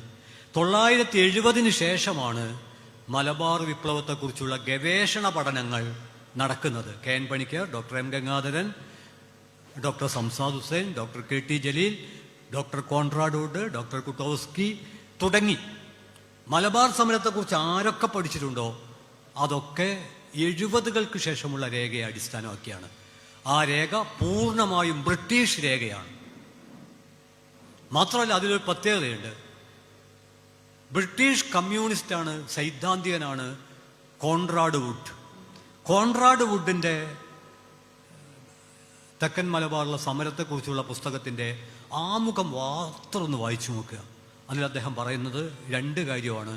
ഒന്നാമത്തെ കാര്യത്തോട് നമുക്ക് പൂർണ്ണമായി യോജിക്കാം. രണ്ടാമത്തെ കാര്യത്തോട് അന്നത്തെ പശ്ചാത്തലത്തിലേ യോജിക്കാൻ പറ്റുള്ളൂ. ഇന്നത്തെ പശ്ചാത്തലത്തിൽ അത് തള്ളിക്കളയേണ്ടി വരും. കോൺറാഡ് വുഡ് കമ്മ്യൂണിസ്റ്റുകാരനാണ്, കേരളത്തിൽ വന്നിട്ടുണ്ട്, ഈ സമരത്തെക്കുറിച്ച് പ്രായോഗികമായി മനസ്സിലാക്കാൻ ശ്രമിച്ചിട്ടുണ്ട്. പക്ഷെ അദ്ദേഹത്തിൻ്റെ ആമുഖത്തിൽ പറയുന്നത് ഈ സമരത്തെക്കുറിച്ച് എഴുതാൻ ഈ സമരത്തെ അടിച്ചമർത്തിയ ബ്രിട്ടീഷുകാരുടെ രേഖകൾ മാത്രമേ എനിക്ക് ലഭിച്ചിട്ടുള്ളൂ എന്ന് പറയേണ്ടി വന്നതിൽ സങ്കടമുണ്ട്. അതൊരു മാർക്സിസ്റ്റിൻ്റെ സത്യസന്ധതയാണ്, അത് അദ്ദേഹം പറഞ്ഞു. പക്ഷെ അദ്ദേഹം രണ്ടാമത് പറഞ്ഞു, ഈ സമരം നയിച്ചവർ നിരക്ഷരായതുകൊണ്ടും മറ്റും അവർക്ക് രേഖകൾ സൂക്ഷിക്കാൻ പറ്റിയിട്ടില്ല, അതുകൊണ്ട് ആ രേഖകൾ ലഭിക്കുമെന്ന് പ്രതീക്ഷിച്ചുകൂടാ എന്ന അർത്ഥത്തിൽ അദ്ദേഹത്തിൻ്റെ ഒരു പ്രയോഗമുണ്ട്. അത് ശരിയല്ല. സാക്ഷരർ നിരക്ഷരർ എന്ന ബ്രിട്ടീഷ് വിഭജനം തന്നെ തെറ്റായിരുന്നു. കാരണം സാക്ഷരത എന്ന് പറയുന്നത് ഏതെങ്കിലും ഒരു അക്ഷരം, മലയാളം പഠിക്കുക എന്ന പരിമിതമായ അർത്ഥത്തിലല്ല. ഏത് അക്ഷരത്തിലൂടെയും ഈ ലോകത്തെ, ജീവിതത്തെ അഭിമുഖീകരിക്കാൻ കഴിയുക എന്നുള്ളതാണ്. അങ്ങനെയാണെങ്കിൽ ഇവിടുത്തെ മനുഷ്യർ നിരക്ഷരായിരുന്നു എന്ന് പറയാൻ പറ്റില്ല എന്ന് മാത്രമല്ല, മലയാള ഭാഷ എക്കാലത്തും അഭിമാനത്തോടെ ഓർക്കാവുന്ന, മണിപ്രവാളത്തിനൊപ്പം തന്നെ അതേ പന്തിയിൽ ഭക്ഷണം കൊടുക്കേണ്ട മറ്റൊരു ഭാഷാ മിശ്രം ഇവിടെ രൂപപ്പെടുത്തിയിട്ടുണ്ട്. അതാണ് അറബി മലയാളം. തമിഴും മലയാളവും ചേർന്നിട്ട് മണിപ്രവാളം, അല്ലെങ്കിൽ സംസ്കൃതവും മലയാളവും ചേർന്നിട്ട് ഭാഷാ മിശ്രം ഉണ്ടാവുന്നത് പോലെ തന്നെ അറബിയും മലയാളവും, അറബി ലിപിയിൽ എഴുതുന്നത് മലയാളമാണ്. അതുകൊണ്ട് നിരക്ഷരായിരുന്നു എന്ന അദ്ദേഹത്തിൻ്റെ വാദം ശരിയല്ല. പിന്നെ രേഖകൾ ഉണ്ടായിട്ടുണ്ട്, അത് ബ്രിട്ടീഷുകാർ ചുട്ടുകരിച്ചതാണ്. ഉദാഹരണം, 1922 കോട്ടക്കുന്നിൽ ധീര രക്തസാക്ഷി വാര്യംകുന്നനെ പെട്രോൾ ഒഴിച്ച് ചുടുമ്പോൾ ഈ വിപ്ലവ ഗവൺമെൻറ്റിൻ്റെ എല്ലാ രേഖകളും അടങ്ങുന്ന ഒരു പെട്ടി ആലി അധികാരിയും കൂട്ടരും ഈ ആളിക്കത്തുന്ന തീയിലേക്ക് വലിച്ചെറിയാണ് ഉണ്ടായത്. അവർ വിചാരിച്ചത് അതോടെ വിപ്ലവ ഗവൺമെൻറ്റിനെ കുറിച്ചുള്ള എല്ലാ രേഖകളും എന്നേക്കുമായി നഷ്ടമായി എന്നാണ്. ഈ ചരിത്രത്തിൽ, പ്രകൃതിയിൽ ചില പ്രത്യേകതകളുണ്ട്. അത് എല്ലാം പൂർണ്ണമായും തൂത്തുമാറ്റപ്പെടില്ല. എന്തെങ്കിലും എവിടെങ്കിലും ഉണ്ടാവും പിൽക്കാലത്തെ അന്വേഷകരെ കാത്തുകൊണ്ട്. പാത്തൻ മൊയ്ൻ ഗുരുക്കളുടെ ദീർഘമായ ഒരു ചുരുളിനെക്കുറിച്ച് സമീപകാലത്ത് ചരിത്ര പ്രതിഭകൾ പറഞ്ഞിട്ടുണ്ട്. അതിൽ അദ്ദേഹം മരണത്തെ അഭിമുഖീകരിക്കുന്ന സമയത്ത് അദ്ദേഹം എഴുതിയ ആ അന്ത്യക്കുറിപ്പിൽ പറയുന്നത്, യാതൊരു വിധത്തിലും ജീവിതം നിലനിർത്താൻ കഴിയാത്തത് കൊണ്ടാണ് ഞങ്ങൾ ഇങ്ങനെ ഒരു അന്തിമ പോരാട്ടത്തിന് ഇറങ്ങുന്നത്. ഏറ്റവും പ്രധാനപ്പെട്ട സംഭവം ഇതാണ്, പുറത്താക്കപ്പെട്ട കുടിയാന് മുമ്പിൽ 2 വഴിയേ ഉള്ളൂ. ഒന്ന് സാവധാനത്തിലുള്ള മരണം, മറ്റൊന്ന് വെടിയേറ്റുള്ള മരണം. 2 വഴിയേ ഉള്ളൂ. അതിലവരിൽ പലരും വെടിയേറ്റുള്ള, പൊരുതിയുള്ള മരണം. നമ്മുടെ കർഷക സമരവുമായിട്ട്, ഇന്നത്തെ കർഷക സമരവുമായിട്ട് സമാനത ഉണ്ട്. ലക്ഷക്കണക്കിന് മനുഷ്യരാണ് തുടക്കത്തിൽ 90കളിൽ കർഷക വിരുദ്ധമായ കാഴ്ചപ്പാട് വന്നപ്പോൾ പിടിച്ചു നിൽക്കാനാവാതെ ലക്ഷക്കണക്കിന് കർഷകരാണ് ആദ്യം ആത്മഹത്യ ചെയ്തത്. അതൊക്കെ കഴിഞ്ഞിട്ടാണ് പിന്നീട് ആത്മഹത്യയല്ല, പ്രക്ഷോഭമാണ് പരിഹാരം എന്നൊരവസ്ഥയിലേക്ക് അവർ വന്നത്. ഇതേ അന്തരീക്ഷമാണ് ഇവിടുത്തെ കുടിയാനുണ്ടായത്. കാരണം 1792 മാർച്ച് 18 ശേഷമാണ് മേൽച്ചാർത്തിന് ഔദ്യോഗികമായ ബ്രിട്ടീഷ് അംഗീകാരം കിട്ടുന്നത്. അതോടെയാണ് 10-15 കൊല്ലം തങ്ങളുടെ വിയർപ്പ് കൊണ്ട് തങ്ങൾക്ക് ലഭിച്ച ചെറിയ ഭൂമിയിൽ കുഴിക്കൂറുകൾ ഉണ്ടാക്കി ജീവിതം പച്ച പിടിച്ച് വരുന്ന സമയത്ത് ഇവനെ പുറത്താക്കുന്നത്. പിന്നെ അവർക്കൊന്നുമില്ല, താഴെ ഭൂമി, തലക്ക് മുകളിൽ ആകാശം, മറ്റൊന്നുമില്ല. ഈ സമയത്ത് അവരുടെ മുമ്പിൽ 2 വഴിയേ ഉള്ളൂ. ഒന്നുകിൽ ആത്മഹത്യ, അല്ലെങ്കിൽ പ്രക്ഷോഭം. അവർ പ്രക്ഷോഭത്തിലേക്ക് വന്നു എന്നുള്ളതാണ്. അതിനവർക്ക് ഊർജം പകരുന്നതിൽ മതനേതാക്കന്മാർ മൗലികമായ പങ്ക് വഹിച്ചു എന്നുള്ളതാണ്. ഇവിടെയാണ് ഈ സമരത്തിൻ്റെ ജന്മിവിരുദ്ധതയെക്കുറിച്ച് പറയുമ്പോൾ തന്നെ ഈ സമരത്തിന് ഊർജം പകർന്ന മതപ്രത്യയശാസ്ത്രങ്ങളെക്കുറിച്ചുള്ള പഠനവും പ്രസക്തമാകുന്നത്. സൗമ്യേന്ദ്രനാഥ ടാഗോറിൻ്റെ പഠനത്തിൽ പ്രധാനമായിട്ടും ഇതൊരു ജന്മിത്വ വിരുദ്ധ സമരം എന്ന നിലക്കാണ്. അദ്ദേഹത്തിൻ്റെ പഠനത്തിലെ ചില ഭാഗങ്ങളെ പിൽക്കാലത്ത് EMS വിമർശിക്കുന്നുണ്ട്. എന്നാൽ KN പണിക്കരുടെ പഠനത്തിൽ അദ്ദേഹം ഗ്രാംഷ്യൻ കാഴ്ചപ്പാടാണ് ആ പഠനത്തിൽ സ്വീകരിച്ചത്. ഗ്രാംഷിയുടെ ഏറ്റവും സൂക്ഷ്മമായ നിരീക്ഷണമുണ്ട്. അതായത് പഴയത് മരിച്ചുകൊണ്ടിരിക്കുകയും പുതിയതൊന്നും ജനിക്കാതിരിക്കുകയും ചെയ്യുന്ന ചരിത്രത്തിലെ ഇരുണ്ട ഇടവേളകൾ പ്രകടമാക്കുന്ന ചില രോഗലക്ഷണങ്ങളുണ്ട്. 1920-കളിൽ ഏറെക്കുറെ നമ്മൾ അത്തരമൊരവസ്ഥയിലൂടെയാണ് കടന്നുപോയത്. പഴയതിന് ജീവിക്കാനാവാത്ത അവസ്ഥ വന്നു, എന്നാൽ പുതിയതിന് ജനിക്കാൻ പറ്റാത്തൊരവസ്ഥയും വന്നു. അങ്ങനെ പഴയതിന് ജീവിക്കാനാവാത്ത, പുതിയതിന് പിറക്കാൻ പറ്റാത്ത ഒരു ഇരുണ്ട കാലത്ത് പലതരം രോഗലക്ഷണങ്ങൾ തീർച്ചയായിട്ടും 21-ലെ ഈ വിപ്ലവത്തിലും ആ പ്രവണതകൾ കൂടി പ്രവർത്തിച്ചിട്ടുണ്ട്. അവിടെയാണ് ട്രഡീഷണൽ ഇൻ്റലക്ച്വൽസ് എന്ന് ഗ്രാംഷി വിളിക്കുന്ന പരമ്പരാഗത ബുദ്ധിജീവികൾ. കെ.എൻ. പണിക്കർ മാഷ് 4 പേരുടെ പേരേ പറഞ്ഞിട്ടുള്ളൂ. 4 അല്ല 40 ആളുടെ പേര് പറഞ്ഞാലും തീരാത്ത വിധം ട്രഡീഷണൽ ഇൻ്റലക്ച്വൽസ് എന്ന വിഭാഗം തെക്കൻ മലബാറിലെ ഓരോ ഗ്രാമത്തിലും പ്രവർത്തിച്ചിട്ടുണ്ട്. അത് ഈ സമരത്തിൻ്റെ മൗലികമായ കെ.എൻ. പണിക്കർ പറയുന്ന പേര് നമുക്ക് സുപരിചിതമാണ്. അലവിത്തങ്ങൾ, ഫസൽ പൂക്കോയ തങ്ങൾ, മമ്പുറം തങ്ങന്മാർ, മക്തി തങ്ങൾ, ഉമർ ഗാസി. ഈ പറഞ്ഞ മക്തി തങ്ങളും ഉമർ ഗാസിയും ആശയപരമായി നോക്കുമ്പോൾ, മമ്പുറം തങ്ങന്മാരും മക്തി തങ്ങളും ആശയപരമായി നോക്കുമ്പോൾ വ്യത്യസ്ത കാഴ്ചപ്പാട് പുലർത്തുന്നവരാണ്. ഇസ്ലാം മതത്തെ ഉയർത്തിപ്പിടിക്കുന്നവർ എന്ന അർത്ഥത്തിൽ, ഇസ്ലാം മത തത്വങ്ങൾ ഉയർത്തിപ്പിടിക്കുന്നവർ എന്ന അർത്ഥത്തിൽ അവർക്കിടയിൽ ഐക്യമുണ്ട്. എന്നാൽ വിശദാംശങ്ങളിൽ അവർക്ക് വിയോജിപ്പുണ്ട്. ഉദാഹരണമായിട്ട് മക്തിത്തങ്ങൾ പ്രധാനമായിട്ടും പ്രവർത്തിച്ചത്, അദ്ദേഹം ജോലി രാജിവെച്ച് പ്രവർത്തിച്ചത് ക്രിസ്ത്യൻ മിഷണറിമാരുടെ ആശയപ്രചാരണ പ്രവർത്തനത്തിനെതിരായിട്ടാണ് അദ്ദേഹം പ്രധാനമായിട്ടും പ്രവർത്തിച്ചത്. അതോടൊപ്പം അദ്ദേഹം പ്രവർത്തിച്ചത് മുസ്ലിം യാഥാസ്ഥിതികത്വത്തിൻ്റെ മലയാള വിരുദ്ധ നിലപാടിനെതിരായിട്ടാണ്. മലയാളം പഠിക്കാതെ ഒരു മുസ്ലിം മരിച്ചാൽ അവൻ്റെ സ്ഥാനം നരകത്തിലാണെന്ന് ഞാൻ ഫത്വ ചെയ്യുന്നു എന്ന് പ്രഖ്യാപിച്ച ആളാണ്. ഈ ഫത്വ എന്ന് കേൾക്കുമ്പോൾ ഈ സംഘപരിവാറിൻ്റെ പ്രചാരണത്തിൻ്റെ ഭാഗമായിട്ട് പല അറബി വാക്കുകൾ കേൾക്കുമ്പോൾ തന്നെ ആൾക്കാർ പേടിച്ച് വിറയ്ക്കാൻ തുടങ്ങിയിട്ടുണ്ട്. ഫത്വ, ജിഹാദ് എന്നൊക്കെ കേട്ട ആളുകൾ പേടിക്കുകയാണ്. കമ്മ്യൂണിസ്റ്റ് പാർട്ടിയുടെ യോഗ ആയതുകൊണ്ട് ഞാനൊരു കാര്യം ഓർമ്മിപ്പിക്കാം. 1920-ൽ കമ്മ്യൂണിസ്റ്റ് പാർട്ടിയുടെ പൗരസ്ത്യ സമ്മേളനത്തിൽ, ഇന്റർനാഷണൽ സമ്മേളനത്തിൽ സഖാവ് സീനോ വ്യൂ അധ്യക്ഷ പ്രസംഗം നടത്തുകയാണ്. ആ പ്രസംഗത്തിനിടയിൽ അദ്ദേഹം പറഞ്ഞു, to wage a jihad against capitalism and imperialism. സദസ് എഴുന്നേറ്റെന്ന് കയ്യടിക്കുക ചെയ്തത്. സാമ്രാജ്യത്വത്തിനും മുതലാളിത്തത്തിനുമെതിരെ നമ്മൾ വിപ്ലവം നടത്തണമെന്ന അർത്ഥത്തിൽ റവല്യൂഷൻ എന്ന വാക്കിന് പകരം അദ്ദേഹം ഉപയോഗിച്ചത് ജിഹാദ് എന്ന വാക്കാണ്.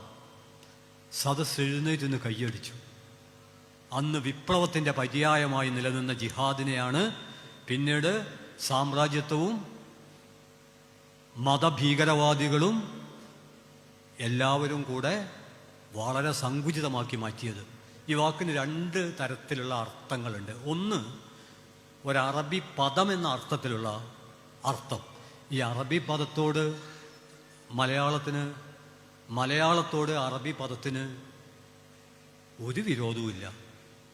മലയാള ഭാഷയിലെ പണ്ഡിതന്മാർ അടങ്ങുന്ന ഒരു സദസ്സാണിത്. എനിക്ക് കൗതുകമായ 2 കാര്യങ്ങൾ പറയാം. നമ്മൾ വിചാരിക്കല്ലോ, ചിലത് പച്ച മലയാളം എന്ന് നമ്മൾ വിചാരിക്കുന്ന ചില വാക്കുണ്ട്. ഇപ്പം ബഷീറിൻ്റെ കൊസ്രാക്കൊള്ളി, അത് പച്ച മലയാളം എന്നാണ് ഞാൻ വിചാരിച്ചത്. അത് പേർഷ്യൻ വാക്കാണ്. പിന്നെ പൂസാവുക എന്നൊരു വാക്കുണ്ട്. കുടിച്ച് പിമ്പിരിയായിട്ട് പൂസാവുമല്ലോ. അങ്ങനെ പൂസാവുക എന്നുള്ള വാക്ക് ഞാൻ വിചാരിച്ചു ഒറിജിനൽ മലയാളം വാക്കാന്നാണ്. പിന്നെയാണ് മനസ്സിലായത് അത് പേർഷ്യൻ വാക്കാണ്. മലയാളത്തിലെ പരകീയ പദങ്ങൾ എന്ന ഡോക്ടർ ജോസഫിൻ്റെ ഗവേഷണ പ്രബന്ധം ഭാഷാ ഇൻസ്റ്റിറ്റ്യൂട്ട് അച്ചടിച്ച് പുറത്തിറക്കിയിട്ടുണ്ട്. അതൊന്ന് എടുത്തു മറിച്ചു നോക്കിയാൽ മതി. മലയാളത്തിലെ നിരവധി ആയിരക്കണക്കിന് പദങ്ങൾ അറബിയാണ്. നമ്മുടെ ഇപ്പോഴത്തെ ഒരു ധാരണ ഒരു ജിഹാദ് മാത്രമാണ് അറബിയിൽ നിന്നിട്ട് വന്നത്. അറബിയിൽ നിന്നിട്ട് വന്നിട്ടുണ്ട്, ഇവിടുന്ന് അങ്ങോട്ടും പോയിട്ടുണ്ട്. വാക്ക് മാത്രമല്ല, തേക്കും കസ്തൂരി ഇഞ്ചിയും ഒക്കെ പോയിട്ടുണ്ട്. അവിടുന്ന് പലതും ഇങ്ങോട്ടും വന്നിട്ടുണ്ട്. ഇതാണ് സംസ്കാരം. ഈ കൊടുക്കൽ വാങ്ങലുകളുടെ ആകത്തുകയെയാണ് നമ്മൾ സംസ്കാരം എന്ന് വിളിക്കുന്നത്. എന്നാൽ സംഘപരിവാറിന് ഇതൊന്നും ബാധകമല്ല. അങ്ങനെ സാധാരണ അറബി വാക്കെന്നൊരർത്ഥമുണ്ട്. പിന്നെ ഇതൊരു ടെക്നിക്കൽ ടേമാണ്. ഇസ്ലാമിക് തിയോളജിയുടെ, ഇസ്ലാമിക ദൈവശാസ്ത്രത്തിലെ ഒരു ടെക്നിക്കൽ ടേമാണ്. ഒരു മതത്തിൻ്റെയും ടെക്നിക്കൽ ടേമിനെയും ഒരു ഭാഷയിലെയും പദത്തെയും അപകീർത്തിപ്പെടുത്താൻ പാടില്ല. അത് ജനാധിപത്യത്തിൻ്റെ തത്വമാണ്. ടെക്നിക്കൽ ടേം എന്നുള്ള അർത്ഥത്തിൽ ഒരുപക്ഷെ ഞാൻ അതിൽ വേണ്ടത്ര അറിവുള്ള ഒരാളല്ല, എങ്കിലും രണ്ട് തരം ജിഹാദിനെ കുറിച്ച് പറയുന്നുണ്ട്. ജിഹാദുൽ അക്ബർ, ജിഹാദുൽ അസ്കർ. വലിയ ജിഹാദും ചെറിയ ജിഹാദും. വലിയ ജിഹാദ് എന്ന് കേട്ടാൽ നമ്മുടെ നാട്ടിലെ ആൾക്കാർ വിചാരിക്കുക കൊടുവാളും കത്തിയൊക്കെ 4 എടുത്തിട്ട്. ചെറിയ ജിഹാദ് എന്ന് കേട്ടാൽ ഒരു കത്തി എടുത്തിട്ട് എന്നാ വിചാരിക്കുക. വലിയ ജിഹാദ് എന്ന് പറഞ്ഞാൽ ഓരോ മനുഷ്യരിലും നിരവധി കൊള്ളരുതായ്മകളുണ്ട്. ആ കൊള്ളരുതായ്മക്കെതിരെ ഓരോരുത്തരും അവരവരോട് നടത്തുന്ന ആത്മയുദ്ധമാണ് ജിഹാദുൽ അക്ബർ. ഞാൻ ഈ പറയുന്നതൊക്കെ ഇതിന് ദൈവശാസ്ത്രപരമായ സാങ്കേതിക അർത്ഥമുണ്ട്, സാധാരണ അറബി പദം എന്ന അർത്ഥത്തിലുള്ള അർത്ഥമുണ്ട്. ഈ രണ്ടർത്ഥത്തിനും വിരുദ്ധമായ നിലപാടാണ് പിൽക്കാലത്ത് പ്രചരിപ്പിക്കപ്പെടുന്നത്. അതിൻ്റെ ഭാഗമായി പറഞ്ഞ് കുമാരനാശാനെ ജിഹാദിൻ്റെ ഭാഗമായി കൊന്നുകളഞ്ഞതാണ് എന്ന് വരെ പ്രചാരണമുണ്ട്. അതേക്കുറിച്ച് വിശദമായൊരു പ്രബന്ധം എഴുതിയതുകൊണ്ട് ഞാൻ വിവരിക്കുന്നില്ല. ഞാൻ സംഘപരിവാറിൻ്റെ പുസ്തകങ്ങളും പ്രസിദ്ധീകരണങ്ങളും പരിശോധിച്ചു. 2021 അവർ പറയുന്നത് കുമാരനാശാനെ ദുരവസ്ഥ എഴുതിയതിൻ്റെ പേരിൽ മുസ്ലിം ജിഹാദികൾ കൊന്നതാണെന്നാണ്. എന്നാൽ 2020 വരെയുള്ള അവരുടെ പുസ്തകങ്ങളിൽ, 2020 വരെയുള്ള അവരുടെ പ്രസിദ്ധീകരണങ്ങളിൽ ജന്മഭൂമി വാർഷിക പതിപ്പ് വരെ ഞാൻ പരിശോധിച്ചു. അതിൽ പറഞ്ഞിരിക്കുന്നത് 2020 ജന്മഭൂമി വാർഷിക പതിപ്പിൽ പറഞ്ഞിരിക്കുന്നത് 1924 ജനുവരി 16 കുമാരനാശാൻ റെഡീമർ എന്ന ബോട്ടിലെ അപകടത്തിൽ മരിച്ചു എന്നാണ്. 2020 വരെ മരിച്ചു എന്ന് പറഞ്ഞവർ 2021 അദ്ദേഹത്തെ കൊന്നു എന്ന് പറയുന്നതിൻ്റെ അടിസ്ഥാനം എന്താണ്? ഒറ്റ അടിസ്ഥാനമാണ്. ആ അടിസ്ഥാനം എന്താന്ന് പറഞ്ഞാൽ 1921 100ാം വാർഷികം അതിൻ്റെ സ്മരണ ഇരമ്പാണ്. അത് സാമ്രാജ്യത്വത്തെ എന്ന പോലെ സംഘപരിവാറിനെയും ഭയപ്പെടുത്തുന്നു.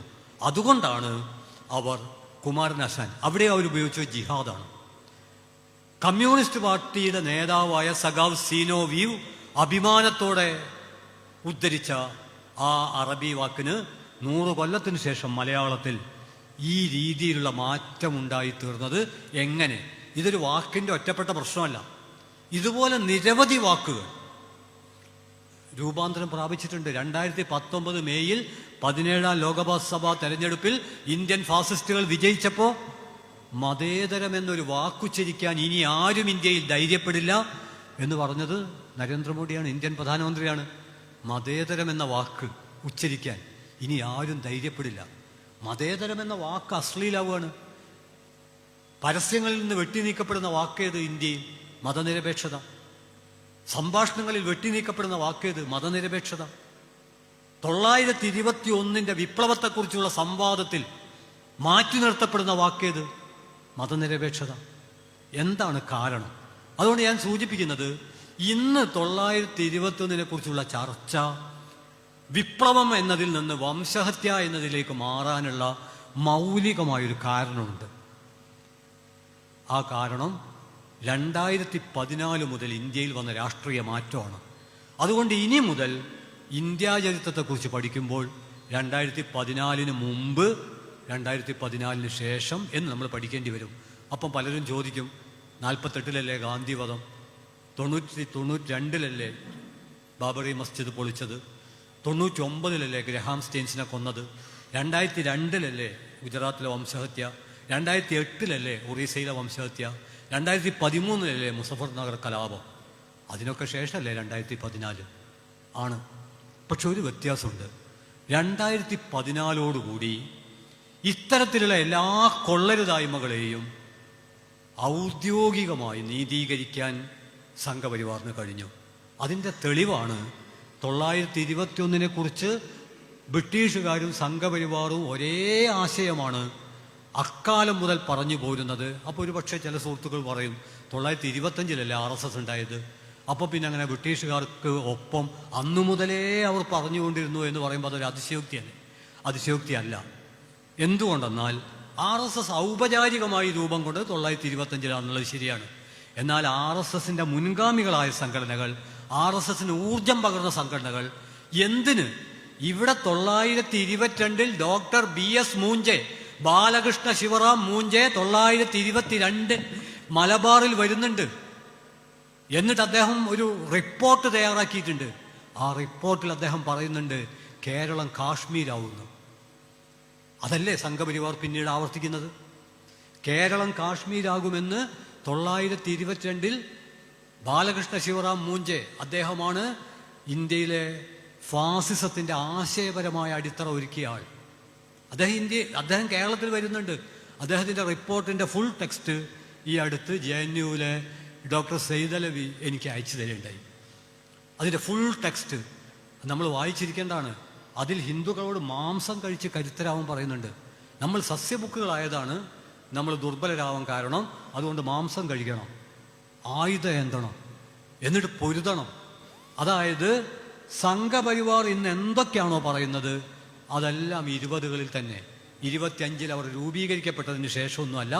അതുകൊണ്ട് വളരെ കൃത്യമായിട്ടാണ് ഞാൻ പറയുന്നത്, 20കൾ മുതൽ തന്നെ ബ്രിട്ടീഷുകാരും സംഘപരിവാറുകാരും എന്തൊക്കെയാണോ പറയുന്നത് അതൊക്കെ അവർ പറഞ്ഞുകൊണ്ടിരുന്നു. പക്ഷെ 2019 വരെ, 2019 നരേന്ദ്രമോദിയാണ് രക്തസാക്ഷികളെ കുറിച്ചുള്ള സ്വാതന്ത്ര്യ സമരത്തിന്റെ 5ാമത്തെ വോള്യം പ്രകാശനം ചെയ്തത്. Dictionary of freedom fighters of 1857, 1947 അത് പ്രകാശനം ചെയ്തത് നരേന്ദ്രമോദിയാണ്. നരേന്ദ്രമോദി പ്രകാശനം ചെയ്ത രക്തസാക്ഷി പട്ടികയാണ് പിന്നീട് 387 പേരുടെ പേര് വെട്ടിമാറ്റുന്നത്.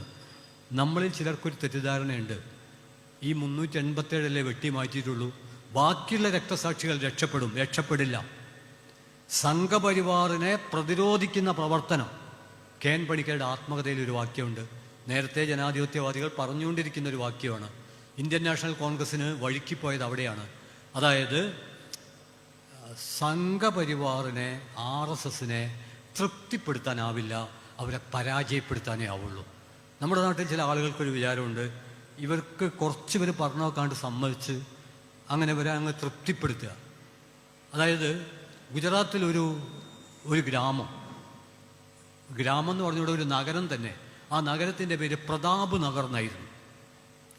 987 രാമായണ സീരീസിൻ്റെ ഭാഗമായിട്ട് സാമുദായിക സംഘർഷമൊക്കെ ഒഴിവാക്കാൻ വേണ്ടി ആ പ്രദേശത്തെ മനുഷ്യർ ആ സ്ഥലത്തിന് രാമായണ നഗറിന് പേര് കൊടുത്തു. പക്ഷേ 2002 വംശഹത്യ അവിടെയും നന്നായി നടന്നു. അതുകൊണ്ട് ഞാൻ ആവർത്തിക്കുന്നു, സംഘപരിവാറിനെ തൃപ്തിപ്പെടുത്താനാവില്ല. പിന്നെ ആ ഒറ്റ കാര്യം ചെയ്യാനുള്ളൂ, പരാജയപ്പെടുത്താനേ പറ്റുള്ളൂ. അതുകൊണ്ട് മൃദു കാഴ്ചപ്പാടുകൾ കൊണ്ട് അവരെ തൃപ്തിപ്പെടുത്താനാകുമെന്ന് ആരൊക്കെ എപ്പോഴൊക്കെ വിചാരിച്ചുവോ അവരൊക്കെ പിന്നീട് നിലപാടുകൾ മാറ്റേണ്ടി വന്നിട്ടുണ്ട്.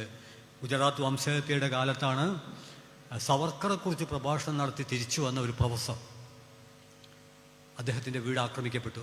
സവർക്കറെക്കുറിച്ച് പ്രഭാഷണം നടത്തുന്ന ആളാണ്, പക്ഷേ അദ്ദേഹത്തിൻ്റെ വീട് ആക്രമിക്കപ്പെട്ടു 2002. ഞാൻ സൂചിപ്പിക്കുന്നു, ഞാൻ ആ ഭാഗം ഒന്നുകൂടി ആവർത്തിക്കുന്നു, സംഘപരിവാറിനെ തൃപ്തിപ്പെടുത്താനാവില്ല, അവരെ പരാജയപ്പെടുത്താൻ മാത്രമേ പറ്റുള്ളൂ. രണ്ടാമത്തേത് അത്ര എളുപ്പവുമല്ല എന്നുകൂടി ഞാൻ ചൂണ്ടിക്കാണിക്കട്ടെ. അത്ര എളുപ്പമല്ല. ഒരു തെരഞ്ഞെടുപ്പ് പരാജയത്തോടെ പരാജയപ്പെടുത്തപ്പെടുന്ന ഒന്നല്ല സംഘപരിവാർ. അത് നമ്മുടെ അബോധത്തിൽ വേരാഴ്ത്തിയിട്ടുണ്ട്. ഇടതുപക്ഷ കാഴ്ചപ്പാട് പുലർത്തുന്ന ആളുകളോട് പോലും ഒരു സ്വകാര്യ സംഭാഷണം നടത്തുമ്പോൾ അവരവതരിപ്പിക്കുന്ന പല ആശയങ്ങളും സത്യസന്ധമായി ഞാൻ പറയാം, ഇടതുപക്ഷ ആശയങ്ങളല്ല, മറിച്ച് സംഘപരിവാർ ആശയങ്ങളാണ്. ഡോക്ടർ മോഹൻ തമ്പിയാണ് മുമ്പ് പറഞ്ഞത്, വോട്ട് അരിവാളിനും മനസ്സ് താമരക്കും പകുത്തുകൊടുത്തവരായി നാം മാറിപ്പോവുകയാണോ? അത് വലിയൊരു വേവലാതിയാണ്. ഇത് കേൾക്കുമ്പോൾ ചിലർക്ക് വല്ലാതെ പരിഭ്രമവും ഭയവും ആവും. പരിഭ്രമത്തിൻ്റെയും ഭയത്തിൻ്റെയും ഒന്നും ആവശ്യമില്ല. ആത്മബോധമുള്ള മനുഷ്യർ ഭൂമിയിൽ എവിടെയെങ്കിലും ഉണ്ടെങ്കിൽ സമരങ്ങൾ അവസാനിക്കുകയില്ല. അതുകൊണ്ട് ഇതൊരു RSS എന്നുള്ളത് തെരഞ്ഞെടുപ്പിൽ തോറ്റാലും തോൽക്കാത്ത ഈ ആശയം ഞാൻ പലതവണ അവതരിപ്പിച്ചിട്ടുണ്ട്. സാംസ്കാരികമായി അവർ വിജയിച്ചുകൊണ്ടിരിക്കുന്നു എന്ന് പറയുന്നത് സത്യസന്ധമായിട്ടാണ്. അവർ വിജയിച്ചുകൊണ്ടിരിക്കുന്നു. കേരളത്തിൽ പോലും നമ്മൾ നിരവധി, അത് KN പണിക്കർ അദ്ദേഹത്തിൻ്റെ പുസ്തകത്തിൽ പറയുന്നുണ്ട്. അതായത് നമ്മൾ എത്ര പഠനം നടത്തിയാലും, എത്ര പ്രസംഗം നടത്തിയാലും, പ്രബന്ധം നടത്തിയാലും 921 കുറിച്ച് അതിനെതിരെയുള്ള പ്രചാരണങ്ങളാണ് ആളുകളുടെ മനസ്സിൽ പണിക്കർ മാഷ് തന്നെ ഈ സമരത്തെക്കുറിച്ച് പഠിക്കാൻ തീരുമാനിച്ചത് എപ്പോഴാണെന്നറിയോ? പണിക്കർ മാഷ വീട്ടിൽ, അദ്ദേഹത്തിൻ്റെ വീട് എന്ന് പറയുമ്പോൾ സെക്കുലറാണ്, മതനിരപേക്ഷ കാഴ്ചപ്പാട് പുലർത്തുന്ന വീടാണ്. തൊട്ടടുത്ത് ക്രിസ്ത്യാനികളുണ്ട്, മുസ്ലിങ്ങളുണ്ട്, തീയന്മാരുണ്ട്, എല്ലാവരുമായിട്ട് സൗഹൃദം പങ്കുവെക്കുന്ന വീടാണ്.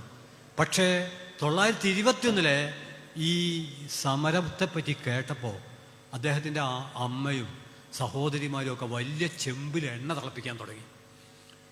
ഈ മാപ്പിള ഭീകരർ വരൂ, അപ്പോൾ അവരുടെ ശരീരത്തിൽ ഒഴിക്കാൻ വേണ്ടിയാണ് ഈ എണ്ണ തിളപ്പിച്ചത്. പക്ഷെ ആരും വന്നില്ല, അതുകൊണ്ട് എണ്ണ വേസ്റ്റായില്ല. പക്ഷേ പണിക്കർ മാഷ് ഇതേക്കുറിച്ച് പറയുന്നുണ്ട്. ഇത്രയേറെ മറ്റു മതക്കാരുമായി സൗഹൃദം പുലർത്തിയ എൻ്റെ വീട്ടിലടക്കം ഇവരിങ്ങനെ വിചാരിക്കാൻ എന്താ കാരണം? അത് പഠിക്കാൻ വേണ്ടിയാണ് അദ്ദേഹം ഈ സമരത്തെക്കുറിച്ച് പഠിച്ചത്.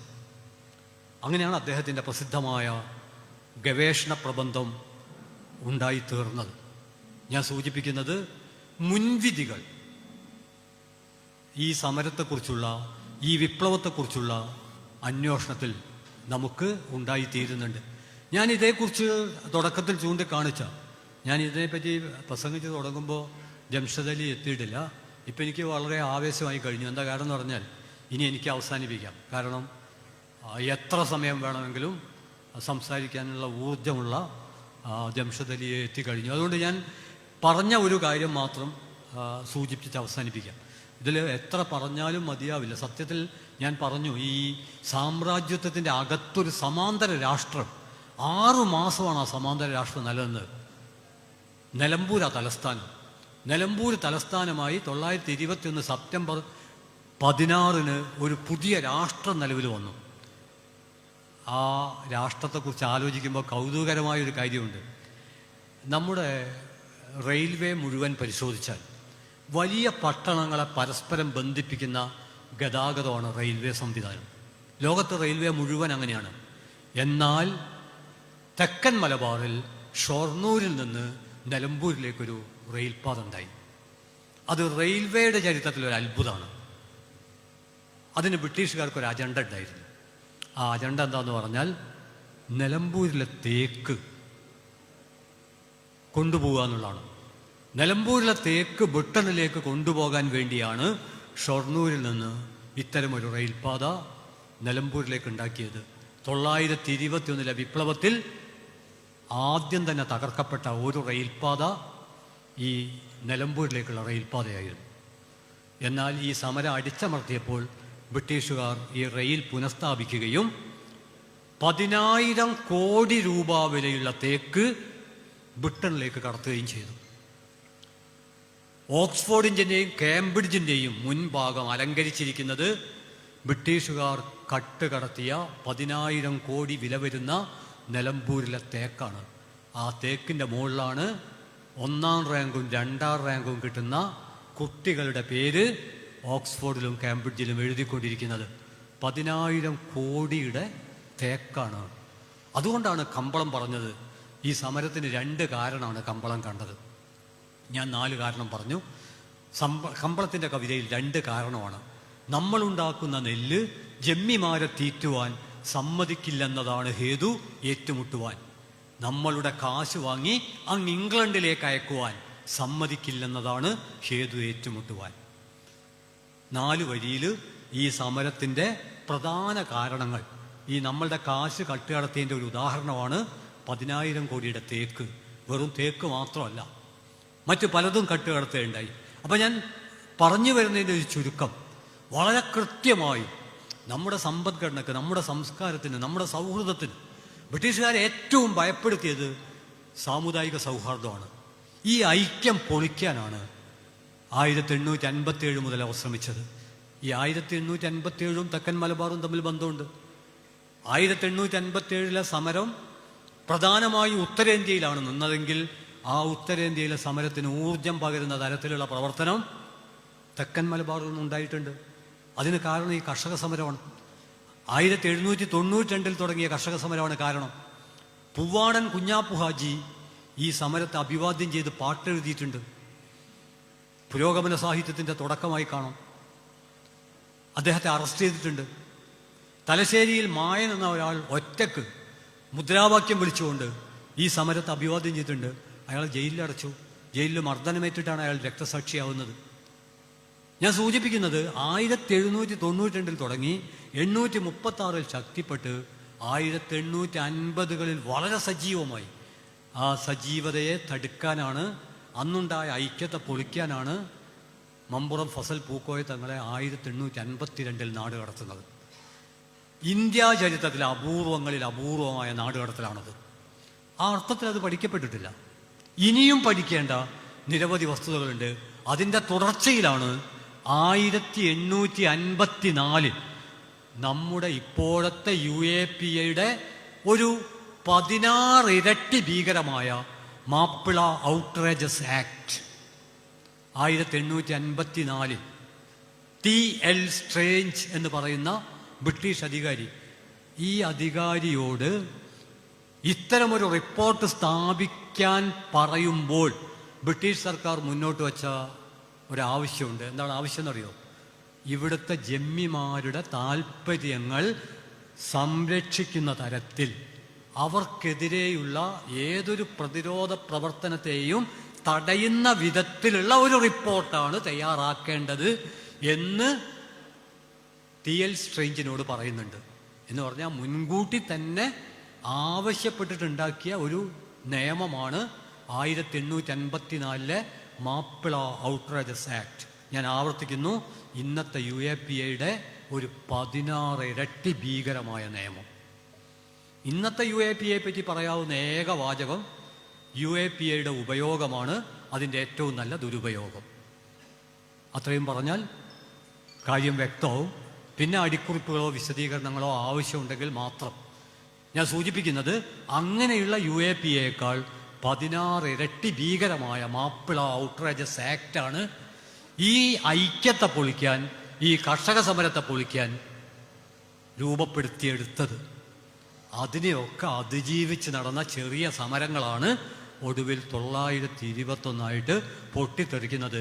ചരിത്രപ്രസിദ്ധമായ മഞ്ചേരി പ്രഭാഷണത്തിൽ വാര്യംകുന്നത്ത് കുഞ്ഞമ്മദാജി പറയുന്നുണ്ട്, തുർക്കിയൊന്നും ഞങ്ങളുടെ പ്രശ്നമല്ല എന്ന് അദ്ദേഹം പറയുന്നുണ്ട്.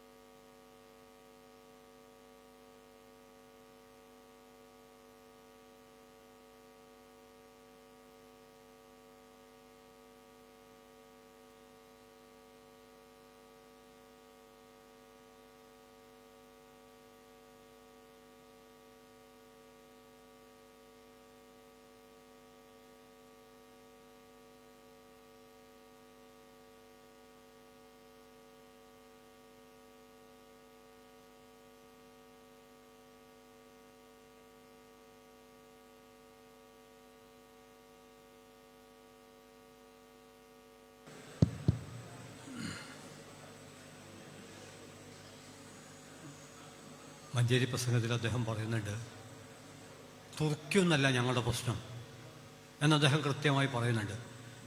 ഞാൻ തുടക്കത്തിൽ പറഞ്ഞു, ഈ സമരത്തിൽ ഖിലാഫത്ത് ഒരു പ്രധാന പ്രശ്നമായി വരുന്നുണ്ട്. അത് കൊണ്ടുവന്നത് മഹാത്മാഗാന്ധിയാണ്. അതിൻ്റെ ലക്ഷ്യം സാമുദായിക മൈത്രി ഉറപ്പിക്കുക എന്നുള്ളതായിരുന്നു. അതേക്കുറിച്ച് അന്ന് വിവിധ രാഷ്ട്രീയ പ്രസ്ഥാനങ്ങളിൽ ഒക്കെ വലിയ തർക്കമുണ്ടായിരുന്നു. പക്ഷേ എങ്കിലും അത് 1921 വിപ്ലവത്തിൻ്റെ ഒരു ഭാഗമായിരുന്നു. പക്ഷേ വാര്യംകുന്നത്ത് കുഞ്ഞമ്മദാജി പറയുന്നുണ്ട്, ഞങ്ങളുടെ പ്രശ്നം തുർക്കിയൊന്നുമല്ല, ഇവിടുത്തെ മനുഷ്യരുടെ ജീവിതത്തിൻ്റെ ആത്മാഭിമാനത്തിൻ്റെ പ്രശ്നമാണ് എന്ന് അദ്ദേഹം പറയുന്നുണ്ട്. ഏതായിരുന്നാലും ഒരു സമാന്തര രാഷ്ട്രം സ്ഥാപിക്കുന്നു. ആ രാഷ്ട്രത്തിന് സ്വന്തമായ ഭരണഘടന, സ്വന്തമായ പതാക, സ്വന്തമായ നാണയ വ്യവസ്ഥ, സ്വന്തമായ നീതിന്യായ വ്യവസ്ഥ. ഈ സമരത്തിന്, വിപ്ലവത്തിന് അതിൻ്റേതായ ഒരു കോഡ് ഭാഷയും രൂപപ്പെടുത്തിയിട്ടുണ്ട്. മൈഗുരുടെ ഭാഷ. ടെവി വെമ്മുമ, വെടിവെക്കണം എന്നാണ്. ഞാനത് വായിക്കാൻ ശ്രമിച്ചിട്ട് ടെവി എന്നുള്ളത് നമ്മൾ തിരിച്ചിട്ടാൽ വെടിയെന്ന് കിട്ടും, പക്ഷേ മറ്റത് നമുക്ക് വായിക്കാൻ പറ്റില്ല. അപ്പോൾ അതിന് വേറൊരു ഗ്രാമറായിരിക്കും ഉണ്ടാവുക. അത് കണ്ടാലേ അത് ഈ ഒറ്റ വാക്കുന്ന് കിട്ടില്ല. അതിന് വേറെ കുറേ നമ്മൾ വായിച്ച് പഠിക്കണം. എന്നിട്ട് അതിൻ്റെ ക്രമം എങ്ങനെയാണ് രൂപപ്പെടുത്തിയെടുത്തെന്ന് മനസ്സിലാക്കണം. എന്നാൽ നമുക്ക് വായിക്കാൻ പറ്റും. പക്ഷെ എന്നാലും നമ്മൾ പ്രയാസപ്പെട്ടേ വായിക്കുള്ളൂ. എന്നാൽ ഈ ഭാഷയിൽ ആശയവിനിമയം നടത്തി എന്നുള്ളതാണ് പ്രധാനം. നമ്മുടെ നാട്ടിലെ ആളുകൾക്കൊരു ധാരണ ഉണ്ട്, ഒരു വിവരവും ഇല്ലാത്ത വൈകാരിക ആവേശമുള്ള ഭ്രാന്ത് പിടിച്ച കുറച്ച് ആൾക്കാർ നടത്തിയൊരു സമരമാണ്. അല്ല, കൃത്യം ആസൂത്രണം ചെയ്ത് നടത്തിയതാണ്. ആസൂത്രണത്തിൽ ചില പിഴവുകൾ വന്നതുകൊണ്ട് ആ പിഴവുകളുടെ ഏറ്റവും വലിയ പരാജയമാണ് പൂക്കോട്ടൂരിലെ സമരം. ഈ പൂക്കോട്ടൂരിലെ സമരത്തെക്കുറിച്ചൊക്കെ പറയുമ്പോൾ വളരെ വിശദമായുള്ളൊരു ചർച്ച ആവശ്യമുണ്ട്. കാരണം വാര്യംകുന്നത്ത് കുഞ്ഞമ്മദാജിയും പൂക്കോട്ടൂരിലെ മതാധ്യക്ഷനായ കാസിയും തമ്മിൽ വലിയൊരു സംവാദം നടക്കുന്നുണ്ട്. കാസി പറയുന്നുണ്ട്, വാളുകൊണ്ട് യുദ്ധം ചെയ്ത് മരിച്ചാലേ രക്തസാക്ഷിയുടെ പദവിക്ക് അർഹമാവും. ശുഹദാക്കളുടെ പട്ടം കിട്ടണമെങ്കിൽ വാളുകൊണ്ട് പൊരുതി മരിക്കണം. കുഞ്ഞമ്മദാജി അതിനെ പുച്ഛത്തോടെ തള്ളിക്കളയാണ്. തോക്കുകൊണ്ട് ഒരു സ്ട്രീറ്റ് ഫൈറ്റിൽ വേണമെങ്കിൽ വാളാവാം, വടിയാവാം, പക്ഷേ ഒരു ഗറില്ല ഫൈറ്റിൽ അനിവാര്യമായും ഏറ്റവും മികച്ച ആയുധം തന്നെ ഉപയോഗിക്കണം. കാരണം ഗറില്ല ഫൈറ്റിൻ്റെ പ്രശ്നം എന്താണെന്ന് പറഞ്ഞാൽ വളരെ കുറച്ച് ആളല്ലേ, വലിയൊരു സൈന്യത്തോട് വളരെ കുറച്ച് ആളുകൾ നടത്തുന്ന സമരം, അതാണ് ഗറില്ല സമരം. അതിന് വലിയൊരു തത്വമുണ്ട്. അത് രക്തസാക്ഷിത്വത്തിൻ്റെ തത്വമല്ല. അതായത് ആ തത്വം എന്താണെന്ന് പറഞ്ഞാൽ അപ്രതീക്ഷിതമായി ശത്രുവിനെ ആക്രമിച്ച് ശത്രുവിന് വൻ നാശം വരുത്തുക എന്നുള്ളതാണ്. ആക്രമിക്കുന്നവർക്ക് നാശം വരാൻ പാടില്ല. അതാണ് ഗറില്ല ഫൈറ്റ് തത്വം. ഒരു സ്ട്രീറ്റ് ഫൈറ്റിന് ആ തത്വം പാലിക്കാൻ പറ്റില്ല. ഗറില്ല സമരത്തിൻ്റെ സൂക്ഷ്മ തന്ത്രങ്ങൾ സ്വാംശീകരിച്ചവരാണ് ഇതിന് പരിശീലനമൊക്കെ നൽകിയത്. അല്ലാതെ യാതൊരു വിവരവും ഇല്ലാതെ കുടാളും കത്തിയൊക്കെ ആയിട്ട് എടുത്ത് ചാടി പുറപ്പെട്ട ഒന്നല്ല. സാർവദേശീയ സ്വാധീനമുണ്ട് ഇതിൽ. 1917 റഷ്യൻ വിപ്ലവത്തിൻ്റേതടക്കമുള്ള സ്വാധീനം പരോക്ഷമായെങ്കിലും 1921 ഈ വിപ്ലവത്തിലുണ്ട്. താഷ്കൻഡിൽ വെച്ചാണല്ലോ കമ്മ്യൂണിസ്റ്റ് പാർട്ടി രൂപം കൊള്ളുന്നത്. ആരാണ് അവിടെ പങ്കെടുത്തവരിൽ അധികവും? ഖിലാഫത്ത് സമരത്തിൻ്റെ ഭാഗമായി ഒരുവിധ പ്രതിരോധവും നടത്താൻ നിങ്ങൾക്ക് പറ്റുന്നില്ലെങ്കിൽ നിങ്ങൾ ഈ രാജ്യം വിട്ടു പോകണം എന്നായിരുന്നു കാഴ്ചപ്പാട്. അങ്ങനെ ഇന്ത്യയിൽ നിന്ന് പോയവരിൽ കുറേ ആളുകളെയാണ് റഷ്യയിലെ റവല്യൂഷണറി ഇൻസ്റ്റിറ്റ്യൂട്ടിൽ സൈനിക അഭ്യാസങ്ങളടക്കം പഠിപ്പിച്ചുകൊണ്ട് കമ്മ്യൂണിസ്റ്റുകാരാക്കി മാറ്റുന്നത്. അവിടെ വെച്ചാണ് കമ്മ്യൂണിസ്റ്റ് പാർട്ടി രൂപം കൊള്ളുന്നത്. ഞാൻ അതിൻ്റെ വിശദാംശങ്ങളെ കടക്കുന്നില്ല. അതുകൊണ്ടാണ് ഞാൻ തുടക്കത്തിൽ പറഞ്ഞത്, ഈ വിപ്ലവത്തിന് സാർവദേശീയവും ദേശീയവും പ്രാദേശികവും വ്യക്തിപരവുമായ കാര്യങ്ങളുണ്ട്. ചില വ്യക്തികൾ തമ്മിലുള്ള തർക്കം അത് 1921 പ്രവർത്തിച്ചിട്ടുണ്ട്. അങ്ങനെ വ്യത്യസ്ത നിലയിലാണ് ഈ സമരത്തെക്കുറിച്ചുള്ള കമ്മ്യൂണിസ്റ്റ് പാർട്ടിയുടെ ഡോക്യുമെന്റിൽ നിന്നാണ് ഞാൻ തുടങ്ങിയത്. അവിടെ അവസാനിപ്പിക്കുകയാണ്. 20കളിൽ തന്നെ അബാനി മുഖർജിയുടെ മാപ്പിള അപ്രൈസിംഗ് ഡോക്യുമെന്റ്, അത് കഴിഞ്ഞ് ഇന്ത്യ ഇൻ ട്രാൻസിഷനിൽ എം.എൻ. റോയുടെ ഡോക്യുമെന്റ്, AR ദേശായിയുടേത്, സൗമ്യനാഥ് ടാഗോർ ട്രോട്സ്കിയൻ കമ്മ്യൂണിസ്റ്റാണ്. EMS അദ്ദേഹത്തിൻ്റെ സമ്പൂർണ്ണ അർത്ഥത്തിലുള്ള കാർഷിക സമരം എന്നാണ് അദ്ദേഹം പറയുന്നത്. അതിനോട് EMS വിയോജിക്കുന്നുണ്ട്. കാരണം കാർഷിക സമരം ഇതിൻ്റെ പ്രധാന ഉള്ളടക്കമാണ്. പക്ഷേ കാർഷിക സമരം മാത്രമല്ല, അതോടൊപ്പം മറ്റു പലതും പ്രവർത്തിച്ചിട്ടുണ്ട്.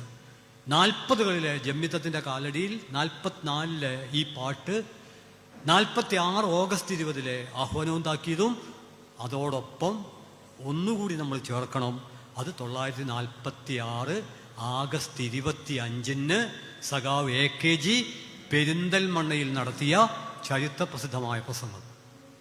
കൗതുകകരമായ കാര്യം എന്താണെന്നറിയോ? ഈ പ്രസംഗത്തിൻ്റെ പൂർണ്ണ രേഖ നമ്മൾക്ക് ലഭിക്കുന്നത് 2010 AKG നടത്തിയ പ്രസംഗം ആ സമയം തന്നെ കണ്ടുകെട്ടപ്പെട്ടു. അതൊക്കെ അച്ചടിച്ച് വന്ന ദേശാഭിമാനിലാണ്. കണ്ടുകെട്ടപ്പെട്ടു. AKGയെ ജയിലിലിട്ടു. അത് വിസ്മൃതിയിലായി. എനിക്കൊരു അനുഭവമുണ്ട്. ഈ സമരത്തിൻ്റെ ഒരു വാർഷികാചരണത്തിന് ഗംഗാധരൻ മാഷക്കൊപ്പം ഞാനും ഒരു പ്രോഗ്രാമിൽ പങ്കെടുക്കുമ്പോൾ ഞാൻ മാഷിനെ പറ്റി PhD നടത്തിയ ആളാണ്. ഞാൻ മാഷോട് ചോദിച്ചു, മാഷേ 1946 ആഗസ്റ്റ് 25 AKG പെരിന്തൽമണ്ണയിൽ ഈ സമരത്തെക്കുറിച്ച് നടത്തിയ വൈകാരികമായൊരു പ്രഭാഷണമുണ്ട്. ആ പ്രഭാഷണം മാഷ് കണ്ടിരുന്നോ എന്ന് ചോദിച്ചു. മാഷ് പറഞ്ഞു കണ്ടിട്ടില്ല എന്ന് പറഞ്ഞു. മാഷ് മാത്രമല്ല, മിക്കവാറും ആരും കാണാൻ സാധ്യമല്ല. കാരണം ഗവേഷണ പ്രവർത്തനത്തിൻ്റെ ഭാഗമായി ഹുസൈൻ രണ്ടത്താണി നടത്തിയ പ്രവർത്തനത്തിനിടയിലാണ് ഈ ഡോക്യുമെൻ്റ് ആർക്കൈവ്സിൽ നിന്ന് കണ്ടെത്തുന്നത്. 2010 മാർച്ചിലാണ് ദേശാഭിമാനി വാരിക അതിൻ്റെ ഫുൾ ടെക്സ്റ്റ് പ്രസിദ്ധീകരിക്കുന്നത്. അപ്പോഴാണ് നമ്മൾ അതിൻ്റെ ഫുൾ ടെക്സ്റ്റ് കാണുന്നത്. 2010 മാർച്ചിലെ ദേശാഭിമാനി വാരികയുടെ തലക്കെട്ട് എന്താണെന്നറിയോ? തെക്കൻ മലബാറിലെ പാരീസ് കമ്മ്യൂൺ എന്നാണ്. തെക്കൻ മലബാറിലെ പാരീസ് കമ്മ്യൂൺ 1871 പാരീസ് കമ്മ്യൂൺ. 3 മാസേ കമ്മ്യൂണിന് പിടിച്ചു നിൽക്കാൻ പറ്റിയുള്ളൂ.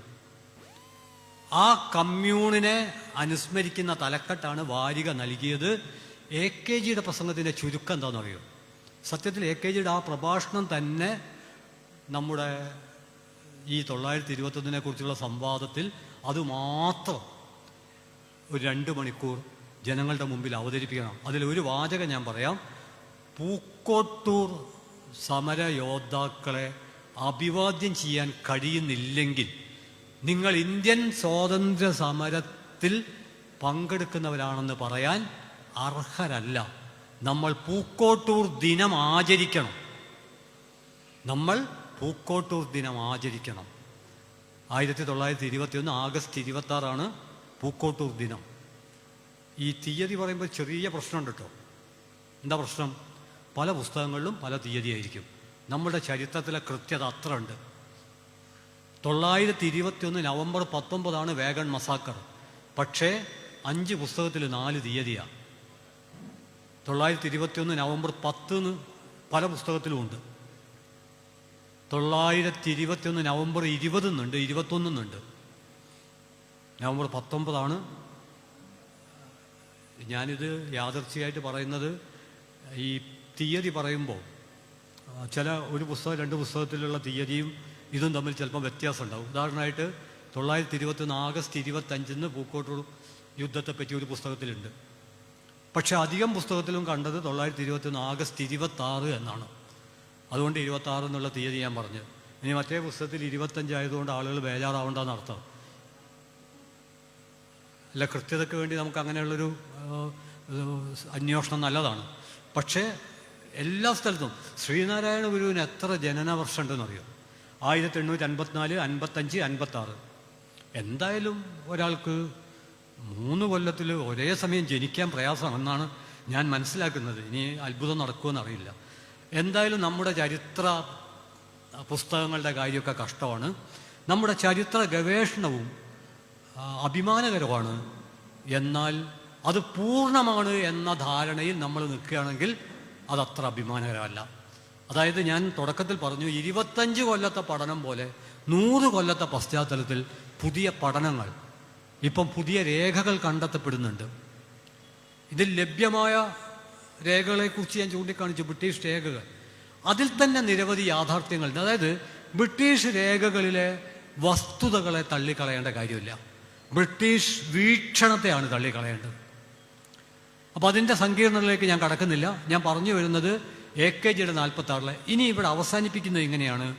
ഈ സമരത്തെ അഭിവാദ്യം ചെയ്യുന്ന, പിന്തുണയ്ക്കുന്ന എന്തൊക്കെ എപ്പോഴൊക്കെ അവതരിപ്പിക്കപ്പെട്ടോ അതൊക്കെ കണ്ടുകെട്ടുകയോ നിരോധിക്കുകയോ ചെയ്തു. ഈ സമരത്തെ ആക്ഷേപിക്കുന്ന, അപകീർത്തിപ്പെടുത്തുന്ന എന്തൊക്കെ എപ്പോഴൊക്കെ ആരൊക്കെ പറഞ്ഞുവോ അതിനൊക്കെ പ്രോത്സാഹനം ലഭിച്ചു, സമ്മാനം ലഭിച്ചു. ഇതാണ് അവസ്ഥ. അതുകൊണ്ട് 1923 PK ബ്രദേഴ്സ് പ്രസിദ്ധീകരിച്ച ഏറനാടൻ കലാപം എന്ന തുള്ളൽ, അതിൽ വാര്യംകുന്നത്ത് കുഞ്ഞമ്മദാജി കേടിയാണ്. വാര്യംകുന്നത്തുള്ളൊരു കേടി എന്നാണ്. ഈ ഏറനാടൻ തുള്ളലിലെ ചില കാര്യങ്ങൾ കെ മാധവൻ നായർ തൻ്റെ പുസ്തകത്തിൽ ഉൾപ്പെടുത്തിയിട്ടുണ്ട്. അതുപോലെ മദ്രാസ് സർക്കാർ ഒരു ലഘുലേഖ പബ്ലിഷ് ചെയ്തിട്ടുണ്ട്. ആ ലഘുലേഖയും പല പുസ്തകങ്ങളിലേക്കും കടന്നു വന്നിട്ടുണ്ട്. മിതവാദി ഉൾപ്പെടെയുള്ള പത്രങ്ങൾ, സർക്കാർ ഡോക്യുമെൻ്റ്. ഞാൻ ചൂണ്ടിക്കാണിക്കാൻ ശ്രമിക്കുന്നത് പൂക്കോട്ടൂർ യുദ്ധം ആചരിക്കണം, പൂക്കോട്ടൂർ ദിനം ആചരിക്കണമെന്നാണ് AKG പറഞ്ഞതെങ്കിൽ AKG സമരത്തിന് നേതൃത്വം കൊടുത്ത ആളല്ല. പക്ഷേ കെ മാധവൻ നായർ സമരത്തിന് നേതൃത്വം കൊടുത്ത ആളാണ്. അദ്ദേഹത്തിൻ്റെ പുസ്തകത്തിൽ പറഞ്ഞിട്ടുള്ള എന്താണെന്നറിയോ? പൂക്കോട്ടൂരിൽ യുദ്ധം ജയിച്ചതിന് കേണൽ മെക്കൻറോയെ നാം അഭിനന്ദിക്കണം എന്നാണ്. എന്ന് പറഞ്ഞാൽ ഈ സമരത്തെ ചോരയിൽ മുക്കിക്കൊന്ന കേണൽ മെക്കൻറോയെ അഭിനന്ദിക്കണമെന്നാണ് മാധവൻ നായർ പറയുന്നത്. മാധവൻ നായരുടെ പുസ്തകമാണ് സംഘപരിവാറിൻ്റെ ഒരു ടൂൾ കിറ്റ്. എന്നാൽ മാധവൻ നായരുടെ പുസ്തകത്തിലെ മുഴുവൻ കാര്യങ്ങളും അവർ പറയില്ല. ഈ സമരത്തിൻ്റെ പക്ഷത്ത് നിന്നപ്പോൾ മാധവൻ നായർ എഴുതിയ കാര്യങ്ങളുണ്ട്. ഈ പുസ്തകത്തിൻ്റെ സ്ഥിതി കൂടി ഞാൻ പറയാം. ഈ പുസ്തകം 1923 തന്നെ മാതൃഭൂമിയിൽ ഖണ്ഡസ്വമായിട്ട്, മാതൃഭൂമിയുടെ ആദ്യത്തെ ഡയറക്ടറാണ് കെ മാധവൻ നായർ. മാതൃഭൂമി തുടങ്ങിയ ഉടനെ തന്നെ അതിൽ ഖണ്ഡസ്വമായിട്ട് ഈ സമരത്തെക്കുറിച്ചുള്ള മാധവൻ നായരുടെ സ്മരണകൾ അച്ചടിച്ച് വന്നപ്പോൾ അന്ന് MP നാരായണ മേനോനുണ്ട്, അബ്ദുറഹ്മാൻ സാഹിബ് ഉണ്ട്, മൊയ്തു മൗലവി ഉണ്ട്, സമരത്തിൽ ഇദ്ദേഹത്തോടൊപ്പം പങ്കെടുത്ത ആളുകളുണ്ട്. അവർ ചോദിച്ചു, മാധവൻ നായരെ നിങ്ങൾ എന്താ ഈ കാര്യങ്ങളൊക്കെ എഴുതി പിടിപ്പിക്കുന്നത്? ഇതൊന്നും സത്യമല്ലല്ലോ. അപ്പോൾ അത് മാതൃഭൂമിയിൽ പ്രസിദ്ധീകരണം നിർത്തിയിട്ട് പിന്നെ അത് പ്രസിദ്ധീകരിക്കപ്പെടുന്നത് അദ്ദേഹം മരിച്ചു 33-ലാണ് മരിക്കുന്നത്. 71-ലാണ് മാതൃഭൂമി കെ മാധവൻ നായരുടെ മലബാർ കലാപം പ്രസിദ്ധീകരിക്കുന്നത്. അപ്പം തന്നെ വ്യക്തമാണല്ലോ ആ പുസ്തകത്തിൻ്റെ ഒതന്റിസിറ്റി. അതുകൊണ്ട് ഞാൻ അവസാനിപ്പിക്കുന്നത് ഇങ്ങനെയാണ്. ഈ സമരത്തിന് എതിരായി പ്രചരിപ്പിക്കപ്പെട്ട എല്ലാ നുണകൾക്കും അംഗീകാരം ലഭിച്ചപ്പോൾ ഈ സമരത്തെക്കുറിച്ചുള്ള സത്യങ്ങളെ ബ്രിട്ടീഷുകാർ അടിച്ചൊതുക്കുകയാണ് ചെയ്തത്. ഈ ഒരു പശ്ചാത്തലത്തിൽ നിന്നുകൊണ്ടാണ് 921-നെ 2021-ലേക്ക് നാം വീണ്ടെടുക്കേണ്ടത്. അത് വലിയൊരു പ്രവർത്തനം ആവശ്യപ്പെടുന്നുണ്ട്. ലഭ്യമായ വിവരങ്ങൾ വെച്ചുകൊണ്ടും ഇനിയും അന്വേഷണങ്ങൾ നടത്തിക്കൊണ്ടും. ഇനിയും അന്വേഷണമൊക്കെ പറഞ്ഞാൽ നമ്മൾ സംസാരിക്കുമ്പോഴാണ്. ഞാൻ ഡോക്ടർ സത്താറുമായിട്ട് സംസാരിക്കുമ്പോൾ സത്താർ എന്നോട് പറഞ്ഞു, കെയ്യാൻ ദളിത് സമൂഹങ്ങൾക്കിടയിൽ ഈ സമരത്തെക്കുറിച്ചുള്ള നിരവധി പാട്ടുകളുണ്ടായിരുന്നു. ഖിലാഫത്ത് വന്നേ ഇതിനെ അഭിവാദ്യം ചെയ്തുകൊണ്ടുള്ള പാട്ടുകൾ. പക്ഷേ ആ പാട്ടുകളൊന്നും ശേഖരിക്കപ്പെട്ടിട്ടില്ല. അതുകൊണ്ട് ജനങ്ങൾക്കിടയിൽ വാമൊഴിയായി നിലനിന്ന പലതും വേണ്ടത്ര സമാഹരിക്കപ്പെട്ടിട്ടില്ല. അതുകൊണ്ട് വീണ്ടും ഗവേഷണപരമായ പ്രവർത്തനങ്ങൾ ആവശ്യമുള്ള ഒന്നാണ് 921. പക്ഷെ ഒരു കാര്യം തുടക്കത്തിൽ പറഞ്ഞത് ആവർത്തിച്ച് അവസാനിപ്പിക്കുന്നു. സമരത്തിന് നേതൃത്വം കൊടുക്കുന്നവർ ഇടയ്ക്ക് പിന്തിരിഞ്ഞു. സമരത്തെക്കുറിച്ച് പലരും അപവാദങ്ങൾ പറഞ്ഞു. അപ്പോഴും ഈ സമരത്തെ 921 മുതൽ 2021 വരെ അതിൻ്റെ സൂക്ഷ്മതയിൽ, സമഗ്രതയിൽ, സങ്കീർണതയിൽ, സാധ്യതകളും അതോടൊപ്പം പരിമിതികളും അടയാളപ്പെടുത്തിക്കൊണ്ട് ഉയർത്തിപ്പിടിച്ചത് കമ്മ്യൂണിസ്റ്റ് പാർട്ടിയാണ് എന്ന മൗലികമായ വസ്തുത ഉയർത്തിപ്പിടിക്കേണ്ട, അമർത്തിപ്പറയേണ്ട ഒരു ചരിത്ര സന്ദർഭത്തിലൂടെയാണ് ഇന്ത്യൻ സമൂഹം ഇന്ന് കടന്നു പോകുന്നത്. ആ അർത്ഥത്തിൽ നാം വീണ്ടും തിരിച്ചറിയണം, മുറിവൈദ്യന്മാരുടെ കുറിപ്പടികൾ കൊണ്ട് പരിഹരിക്കാവുന്ന വിധം ലളിതമല്ല ഇന്ത്യൻ ഫാസിസത്തിൻ്റെ പ്രശ്നം. അത് വളരെ സങ്കീർണമാണ്. അതൊരു തെരഞ്ഞെടുപ്പ് വിജയം കൊണ്ട് പോലും പരിഹരിക്കാനാവില്ല. അത്രമേൽ പരിക്ക് ഇന്ത്യൻ മതനിരപേക്ഷ ശരീരത്തിലും മനസ്സിലും ഇപ്പം തന്നെ ഉണ്ടായി കഴിഞ്ഞിട്ടുണ്ട്. അത് മറികടക്കണമെങ്കിൽ ദീർഘമായ ആശയ സമരങ്ങളും ആവശ്യമുണ്ട്.